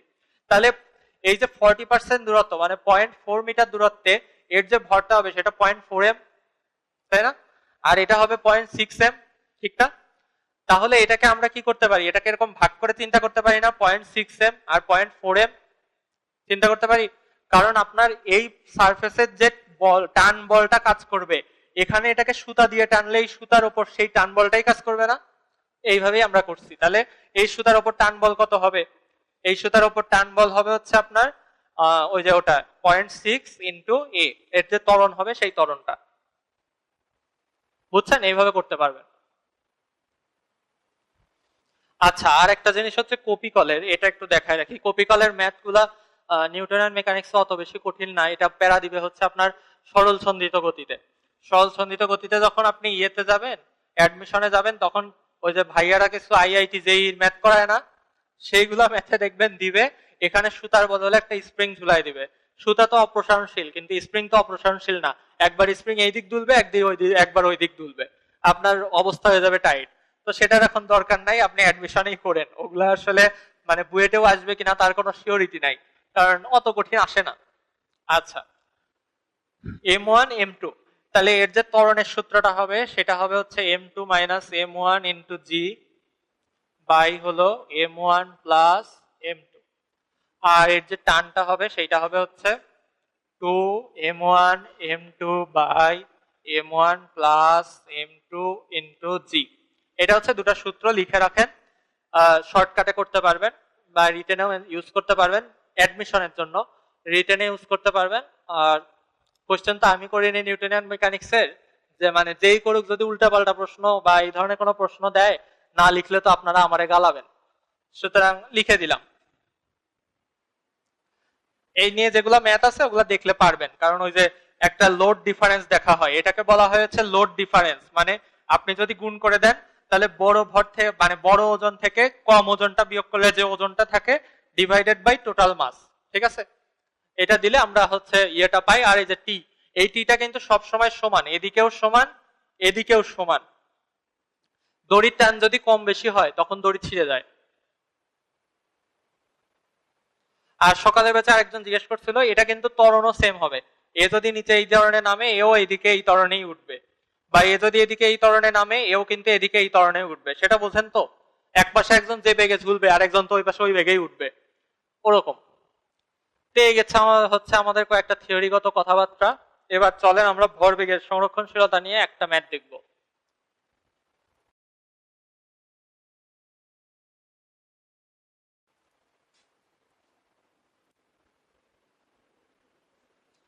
নেন এই ম্যাথটা আসলে অনেক ইন্টারেস্টিং, এটা ভরবেগের সংরক্ষণশীলতার সূত্র মনে হলেও মানে শুনে বোঝা যায় না।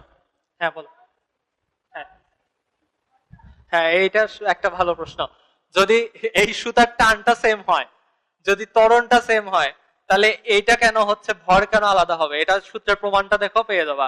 আর সূত্রের প্রমাণে মানে তুমি দেখবা যে এইখানে টি এর মানটা যেটা আসতেছে এর জন্য এই সুতার টান, এর জন্য এই সুতার যে টি এর মানটা আসে অবিশ্বাস্যভাবে দুটো সেম চলে আসে।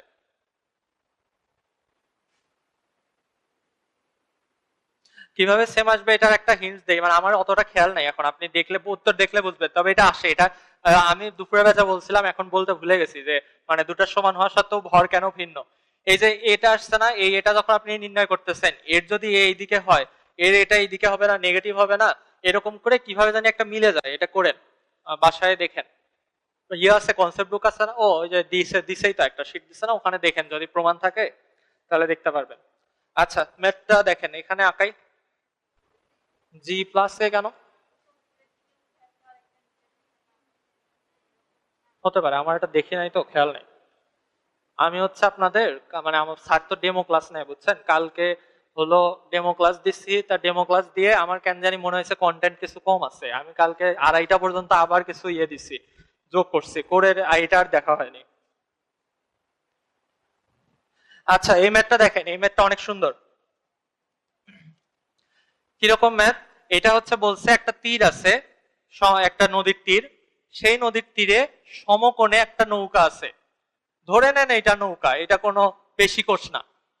আচ্ছা যদি এটা নৌকা হয়, আর এই নৌকার দৈর্ঘ্য যদি হয় 2 মিটার, আমি পুরো প্রশ্নটা আবার বলতেছি, সমস্যা না, আগে এমনি দেখায়নি এইভাবে।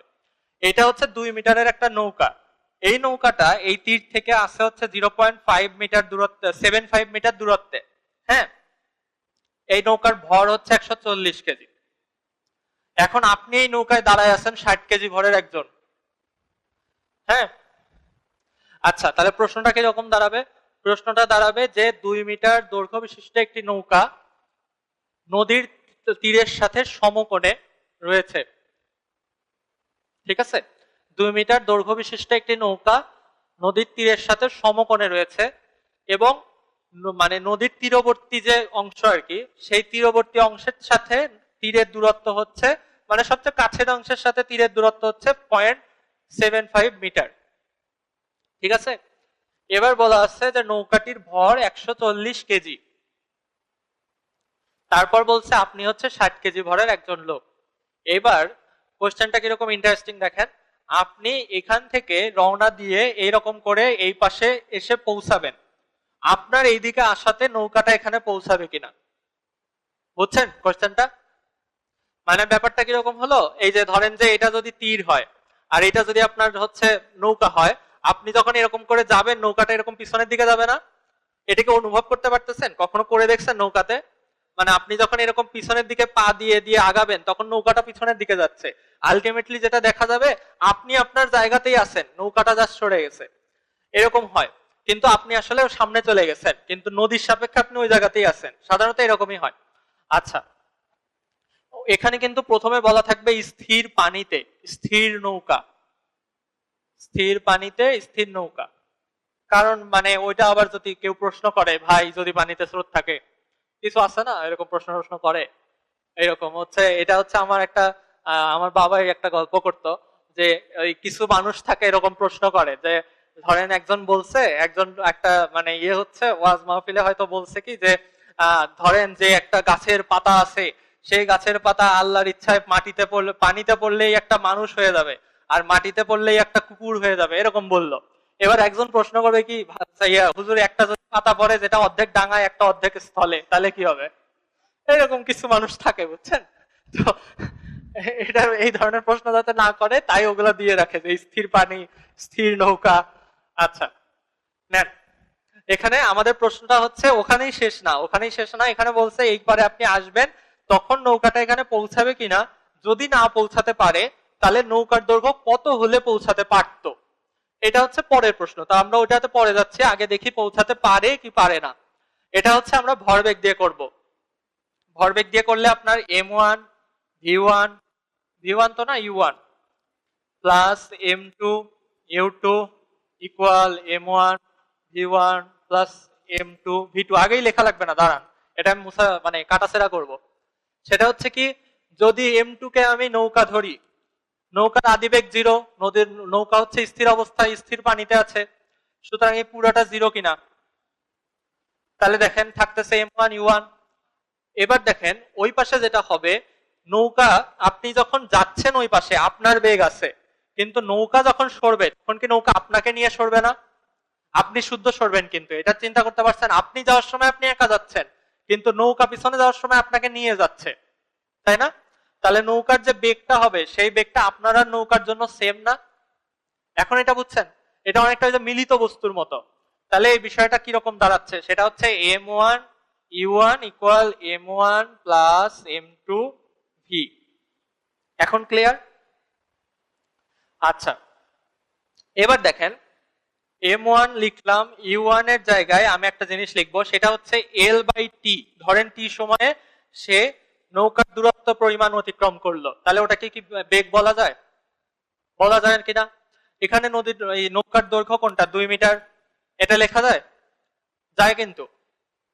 আচ্ছা, এবার এর যে মিলিত ভর এটা কত? এটা কিন্তু 60 কেজি। এর যে মিলিত ভর এটা কত? 200 কেজি না? 200 কেজি কিনা? এই ক্লান্ত নাকি সবাই? হ্যাঁ, 200 কেজি। আচ্ছা, আর ভি যেটা হবে এটা কি? এটা হচ্ছে নৌকার অতিক্রান্ত দূরত্ব বাই সময়। মানে এই যে আমি যখন যাব তখন আমার অতিক্রান্ত দূরত্ব 2 মিটার, টি সময়ে 2 মিটার হলে বেগ হবে হচ্ছে 2/t। আর নৌকা যদি এদিকে অতিক্রম করে তাহলে নৌকার অতিক্রান্ত দূরত্ব হলো x/t, যদি x দূরত্ব অতিক্রম করে। হ্যাঁ, তাহলে আমরা এটা লিখলাম। এবার দেখেন টি কাটলো, টি কাটলে আপনি x এর মানটা পাবেন না? x এর মান কত আসে? আমার কাছে লেখা নাই এটার অ্যান্সার, বলেন। 0.6। আচ্ছা হ্যাঁ, এটা পারবে না সেটা জানি। 0.6 মিটার। তাহলে আপনি লিখবেন যে অতএব নৌকাটি তীরে পৌঁছাতে পারবে না। এবার আমাদের যে শর্ত যে নৌকার দৈর্ঘ্য কতখানি হলে সে তীরে পৌঁছাতে পারতো, তখন আপনি যেটা করবেন এই যে এইখানে এইটাকে 0.75 বসাবেন, কিন্তু এখানে এলটা বসাবেন না। তখন দেখবেন এল এর মান কত আসে? 2.5। 2.5 তো আসছিল মনে হয়। 2.5 আসে।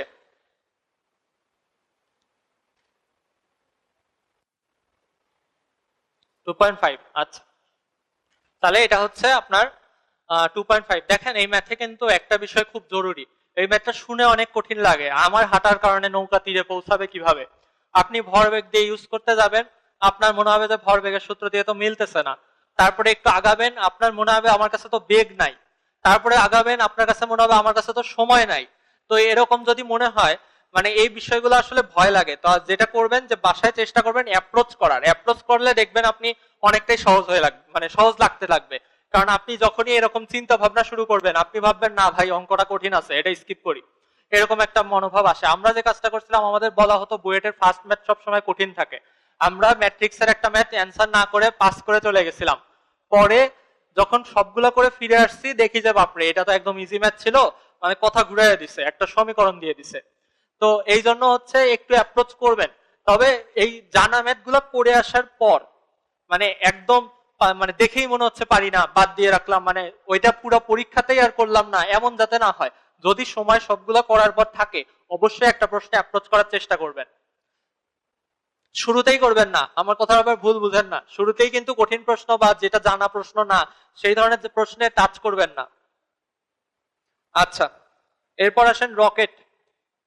রকেটের আমরা ম্যাথ দেখবো না, রকেটের ম্যাথ এমনি পারবেন, একটু মানে ইয়ে থাকলেই পারবেন। আমি খালি সূত্রটা লিখে একটু কথা বলে দিই।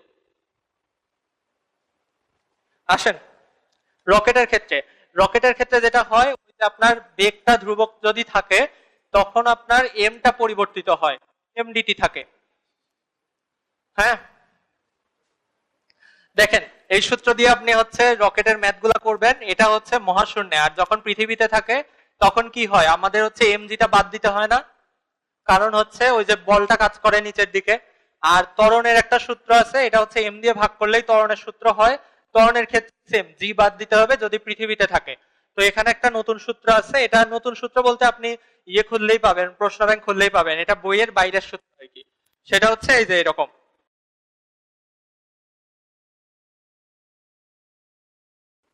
ঠিক আছে। এরকম একটা সূত্র আছে। এই সূত্রটা কি, যেখানে শেষ বেগ এটা হচ্ছে রকেটের আদি বেগ, এইটা হচ্ছে জ্বালানি, মনে হয় এটা জ্বালানি নিক্ষেপের বেগ, আর এইটা হচ্ছে আপনার যে রকেটের জ্বালানি সহ ভর, এটা হচ্ছে শুধু রকেটের ভর। আর ওই যে মাইনাস জিটি করবেন, এটা হচ্ছে মহাকাশে অবস্থানকালে সর্বোচ্চ বেগের সূত্র বা শেষ বেগের সূত্র। আর পৃথিবীতে অবস্থান করলে মাইনাস জিটিটা কমে যায়, কারণ ওই যে রকেটের একটা ভর থাকে, এই জন্য। তো রকেটের ম্যাথ আর দেখালাম না। এবার হচ্ছে আপনাদের ঘর্ষণ আছে, তবে ঘর্ষণের আগে জড়তার ভ্রামক পড়াই, কারণ আপনারা জড়তার ভ্রামক ভয় করেন বেশি। আপনারা করেন কিভাবে জানলাম? আমি নিজেও ভয় পেতাম।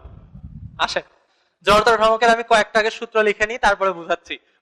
আপনারা সবাই লেখেন এটা। জড়তার ভ্রামক।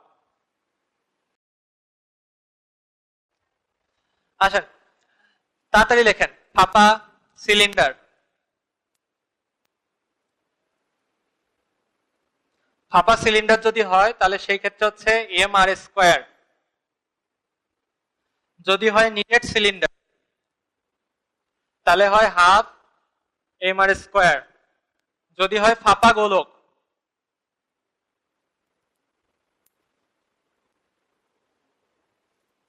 তাহলে হবে 2/3 এম আর স্কোয়ার। যদি হয় নিডেড গোলক তাহলে 2/5 এম আর স্কোয়ার। যদি হয় সুষম দণ্ড, সুষম দণ্ডের ক্ষেত্রে যদি প্রান্তের প্রান্তে না তো মধ্যে যদি চিন্তা করেন, মধ্যে চিন্তা করলে 1/12 এম এল স্কোয়ার। যদি চিন্তা করেন প্রান্তে তাহলে 1/3 এম এল স্কোয়ার। আর আয়তাকার পাতের ক্ষেত্রে আয়তাকার পাত 1/12 M A square plus B square. Last থেকে দেখা যায়? আচ্ছা, তো আয়তাকার পাতের ক্ষেত্রে এটা কিভাবে আসে সেটা হলো এরকম করে আপনি চিন্তা করতে পারবেন। এটা যদি এ হয়, এটা যদি বি হয়, আর এখানে যদি আপনার মানে ধরতে পারেন যে জেড অক্ষ বরাবর, জেড অক্ষ বরাবর জড়তার ভ্রামক, জেড অক্ষ বরাবর জড়তার ভ্রামক নির্ণয় করতে গেলে আমরা প্রথমে চিন্তা করতে পারি এই বরাবর কিছু সরু দণ্ড আছে, সেই সরু দণ্ডগুলোর আমাদের ইয়ে কত হবে, হাফ এম এ স্কোয়ার কিনা, এখানে দৈর্ঘ্য এ। আর এই বরাবর যে সরু দণ্ডগুলো আছে সেটার ইয়ে কত হবে, হাফ, হাফ বলতেছি 12 এম বি স্কোয়ার না। এবার এটা যদি যোগ করেন কমন নিলেই স্কোয়ার প্লাস বি স্কোয়ার পাবেন। কারণ কি, ওই যে আমরা জানি এক্স অক্ষ বরাবর জেড, ওয়াই অক্ষ বরাবর করলে জেড অক্ষ বরাবর পাওয়া যায়। ঠিক আছে, এইটা। আর সমান্তরাল অক্ষ উপপাদ্যটা পড়বেন, ওটাও বেশ গুরুত্বপূর্ণ, কারণ ওটা দিয়ে অনেক কিছু করা যায়।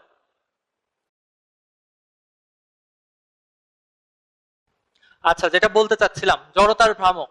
দেখেন জড়তার ভ্রামক আসলে শব্দটা কঠিন, এটা যদি আপনি ইংলিশ হিসেবে চিন্তা করেন moment of inertia, moment of inertia বললে ব্যাপারটা অনেক সহজ হয়। জড়তার ভ্রামক কিরকম, জড়তার ভ্রামক হচ্ছে মানে এই যে একটা বস্তু, এই বস্তুকে যদি আমি মানে বাধা ইয়ে করতে চাই, গতিশীল করতে চাই, তাহলে এর কি বাধা দিচ্ছে, এর ভরটা আমাকে বাধা দেয় না? আর ভরই কি, জড়তার আরেক রূপ। সুতরাং এর জড়তাটা আমাকে বাধা দিচ্ছে, এর গতি সৃষ্টি করতে গেলে এর যে জড়তা আমাকে গতি সৃষ্টি করতে দিচ্ছে না। এখন আমি যদি এইটাকে ঘুরাতে চাই, এটাকে যদি ঘুরাতে চাই তখন এর যে গতিটা মানে এই যে কৌণিক গতি সৃষ্টি হওয়ার জন্য যে বিষয়টা বাধা দেয় সেইটাকে বলা হচ্ছে জড়তার ভ্রামক।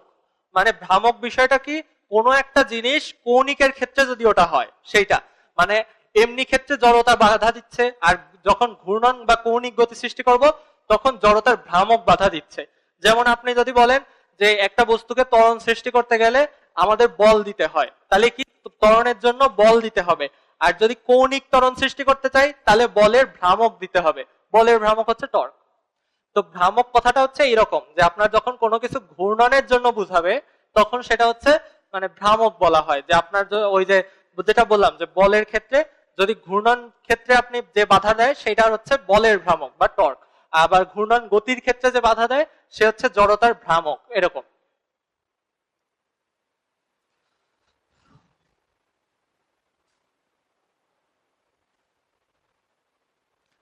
লিখছেন সূত্রগুলা? আসেন, এখানে একটা সুন্দর ম্যাথ আছে, সেটা হচ্ছে কি একটা সাইকেলের চাকা, এই সাইকেলের চাকার, ওহো একটা জিনিস বলতে ভুলে গেছি, সেটা হচ্ছে কি আপনারা দেখছেন কিনা যে ফাঁপা গোলকের ক্ষেত্রে 2/3 আসে, তাই না? আর নিরেট গোলকের ক্ষেত্রে 2/5 আসে না? এবার দেখেন আপনারা যদি জড়তার ভ্রামকটা একটু অনুভব করতে পারেন তখন কিন্তু ব্যাপারটা অনেক সহজ। 2/3 হলো বেশি হলো, অথচ কি আমাদের কি মনে হয় নিরেটের ক্ষেত্রে বেশি হওয়া উচিত না? নিরেটের ভর বেশি হয় না? তাহলে কেন হচ্ছে ওই ফাঁপার ক্ষেত্রে বেশি হচ্ছে? ফাঁপার ক্ষেত্রে বেশি হওয়ার কারণ কি, এই যে ফাঁপা জিনিসটা থাকে, এই ফাঁপার যে কেন্দ্র থাকে সেই কেন্দ্রের থেকে সব ভরগুলো দূরে ছড়ানো, কারণ এর ভরটা সম্পূর্ণটাই বাইরের দিকে থাকে। কিন্তু আপনি দেখেন নিরেটের ক্ষেত্রে কি হয়, নিরেটের ক্ষেত্রে সব জায়গায় ভর আছে না, সুতরাং এর একটা ভরের সুষম বন্টন আছে, এর ভরটা মানে গড়ে দেখা যাবে যে ওরটার মতো দূরে না, যার জন্য এটা ঘুরাতে আমাদের কষ্টটা কম হবে। আর ঘুরাতে যে কষ্ট হয় সেটাই তো জড়তার ভ্রামক না। তাহলে ঘুরাতে যদি কষ্ট কম হয় তাহলে এর জড়তার ভ্রামকটাও হবে কম, এর জড়তার ভ্রামক হবে বেশি। আবার দেখেন যে মানে দণ্ডের ক্ষেত্রে 1/12 হচ্ছে মানে কেন্দ্রে, আর প্রান্তে গেলে 1/3। কেন? এই যে এইখানে যদি আমি ঘুরাই তাহলে আমার কষ্ট কম হচ্ছে, কিন্তু আমি যদি এইখানে ধরে ঘুরাই আমার কষ্ট বেশি হবে না। সুতরাং প্রান্তে গেলে এটা বেড়ে যায়। মানে এটা কি রকম হলো যে ঘুরাতে যে কষ্ট বা ঘুরাতে যে বাধা সেটা জড়তার ভ্রামক। ক্লিয়ার? জড়তার ভ্রামক ক্লিয়ার হয়েছেন? ক্লিয়ার হয়েও লাভ নাই, মানে কিছু টপিক থাকে না ভাই, যতই ক্লিয়ার করেন আমি এটা পছন্দ করবই না, এইরকম। আসেন এই ম্যাথটা দেখেন, এটা হচ্ছে একটা সাইকেলের চাকা, সাইকেলের চাকার এই ভরটা হচ্ছে 4 কেজি, ঠিক আছে? আচ্ছা, আর এর যে ব্যাসার্ধ আছে সেই ব্যাসার্ধটা বলা আছে r = 30 সেন্টিমিটার। এখন সাইকেলের চাকা তো আর এমনি থাকে না, সাইকেলের চাকায় স্পোক থাকে, থাকে না? স্পোক তো বোঝেন।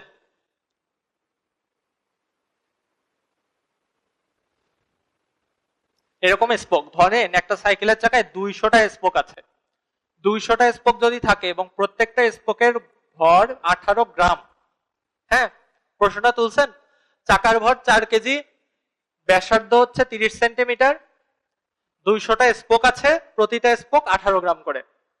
এখন দেখেন আপনাকে যেটা বলছে যে কেন্দ্রের সাপেক্ষে চাকাটির জড়তার ভ্রামক নির্ণয় করো, মানে ওই চাকাটা যখন আরেকটা পাশ থেকে এরকম করে ঘুরানো হবে, এখানে যদি একটা চাকা লাগানো থাকে, এটা ঘুরানোর সময় এর যে জড়তার ভ্রামক সেইটা নির্ণয় করতে বলছে। আচ্ছা,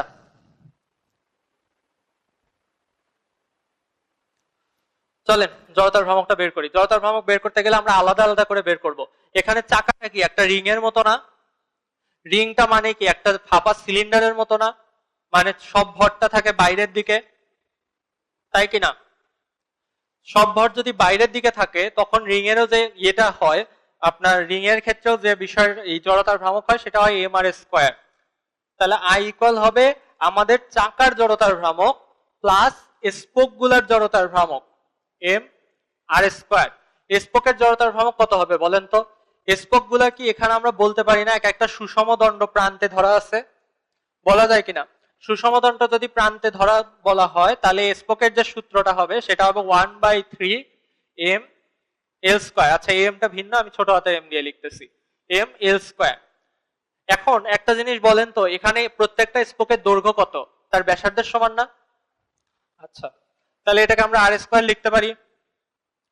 এইবার আপনি বলেন যে এইটা ঠিক আছে কিনা। কেন নাই? 200টা স্পোক, সাবাস। এখানে 200 দিয়ে গুণ করে দিলে আপনি অ্যান্সার পেয়ে যাবেন। বসান এখানে 18 গ্রাম, এখানে ব্যাসার্ধ বসান, এখানে হচ্ছে আপনার 4 কেজি বসান, এখানে ব্যাসার্ধ বসান 0.468 কেজি মিটার স্কয়ার আসার কথা। আসে? দু একজনের কি আসে?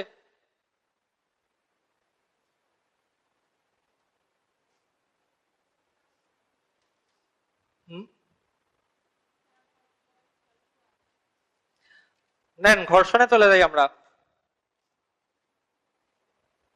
ঘর্ষণ হচ্ছে আমাদের শেষ টপিক।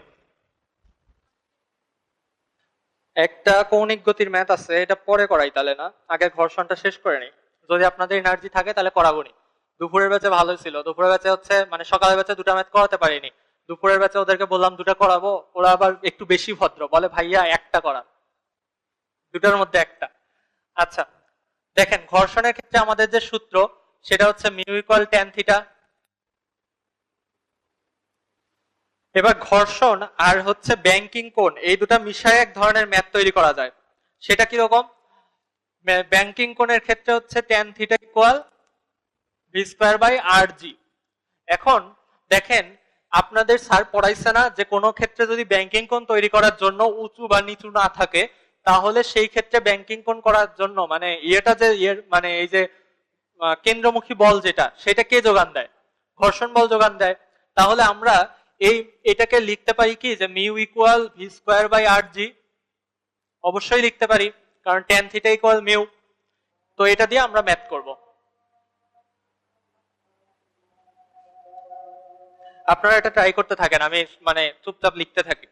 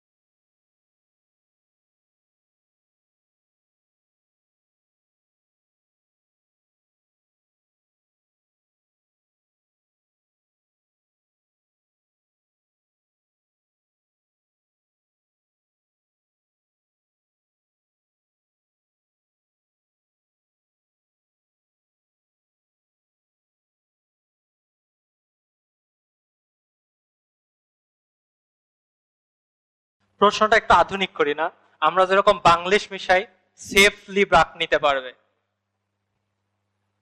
শুকনো রাস্তায় সর্বোচ্চ 50 কিলোমিটার/আওয়ার বেগে বাঁক নেওয়া যায়। একদিন বৃষ্টি হয়ে রাস্তা ভিজে যাওয়ায় ঘর্ষণ গুণাঙ্ক 75% হয়ে যায়। আমি ভদ্র মানুষ, তাই আপনাকে 75% দিছি। কেউ কেউ আপনাকে লিখে দিবে 25% কমে যায়, বুঝছেন? তখন হচ্ছে আপনি 0.75 করবেন। আচ্ছা, ভেজা অবস্থায় সর্বোচ্চ কত বেগে সেফলি বাঁক নেওয়া যাবে? আচ্ছা দেখেন, এখানে আমরা জানি μ1 ইকুয়াল হচ্ছে ভি স্কোয়ার বাই আর জি, ভিটা এখানে ভিন্ন v1, μ2 ইকুয়াল জানি হচ্ছে v2 square by R G.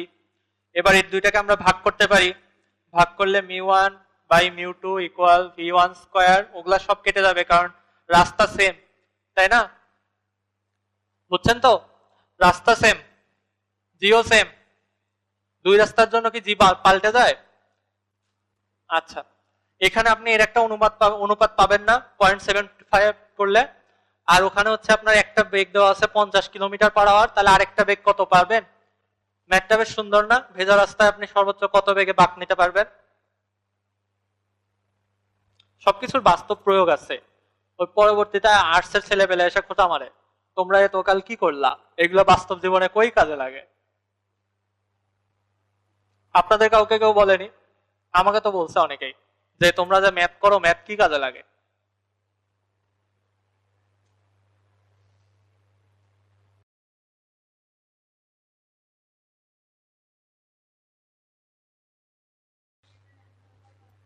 Answer, এটার অ্যান্সার আমি লিখে আনিনি, যেটা আসে আসে সত্যি আসবে। নেন 43.3 হতে পারে, আমার আসলে এটা অ্যান্সার লিখে আনিনি, মানে এটা করে আনিনি আমি। আর তো আছে, আরো 4-5টা আছে, আপনাদের করাবো, দুটো ইম্পর্টেন্ট। দেখেন একটা ম্যাথ এবার খুব সুন্দর, সেটা হচ্ছে আমি একটা বই নিলাম, এই বইটাকে যদি আমি এরকম করে ধরে রাখি, এই বইটা পড়বে না কেন বলতে পারবেন? আমার হাতের ঘর্ষণ বল, তাই না? সুতরাং আমি এই বইটাকে এরকম করে চাপ দিচ্ছি, এটা 1 কেজি ভরের একটা বস্তু, বই। সেই বইয়ের উপর আমার প্রত্যেক হাতের চাপের পরিমাণ হচ্ছে 2.5 কেজি ওজন, মানে 2.5 কেজি ভরের ওজন আর কি, মানে এটা হচ্ছে আমার হাত দ্বারা কৃত বল। এখানে বল ডাইরেক্ট দিলে কি সমস্যা হতো এটা আমিও জানি না, কেন জানি এরকম করে দিছে। আচ্ছা, তো এই পরিমাণ বল দিলে বইটা পড়ে না, তখন আমাদের বলছে যে তাহলে হাত আর বইয়ের মধ্যে ঘর্ষণ গুণাঙ্ক কত? ঘর্ষণ গুণাঙ্ক কত, এটা হচ্ছে আমাদের প্রশ্ন। তাহলে ব্যাপারটা বুঝছেন?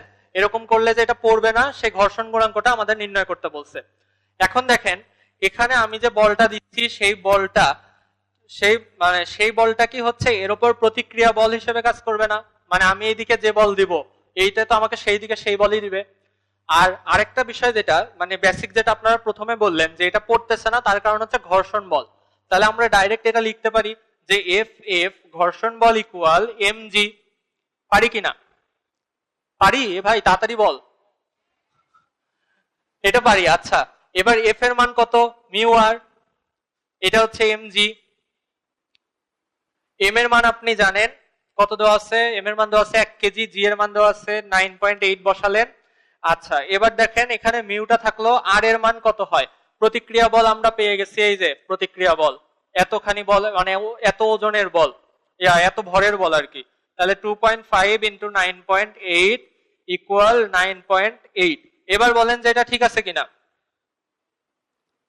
ঠিক আছে? ঠিক নাই, কারণ দুই হাতের ঘর্ষণ বল, 2 দিয়ে গুণ করতে হবে। 2 দিয়ে যদি গুণ করেন তাহলে এটা ঠিক আছে। এখন আপনার এটার মান সম্ভবত আসবে 0.12 না কত আসে? 0.2। আচ্ছা, এটা আসবে। তো এটা হচ্ছে আপনার 2 দিয়ে গুণ করতে হলো। আরেক ধরনের ম্যাথ আছে, একটা ট্রাক যায়, এমন ভাবে ট্রাকটা যাবে, মানে ট্রাকটা এত ত্বরণে যাবে যে এই ট্রাকের সাথে যদি কোনো একটা বস্তু লাগে, সেই বস্তু আর নিচে পড়ার সময় পাবে না, ওই ত্বরণের কারণে এর সাথে গায়ে লেগে থেকে যাবে, আর মানে ওই ঘর্ষণের কারণে সে আর পড়ে যাবে না। সেই ক্ষেত্রে আপনি যে কাজটা করবেন, এখানে কিন্তু প্রতিক্রিয়া দেওয়ার মাত্র তল একটা, সেখানে কিন্তু আপনার 2 দিয়ে গুণ করার কোনো মানে নাই। কিন্তু এখানে 2 হাত আছে, 2 হাত দিয়ে দুইটা এরকম করা হচ্ছে, যার জন্য 2 দিয়ে গুণ করতে হবে। আচ্ছা, আর একটা ম্যাথ শেষ।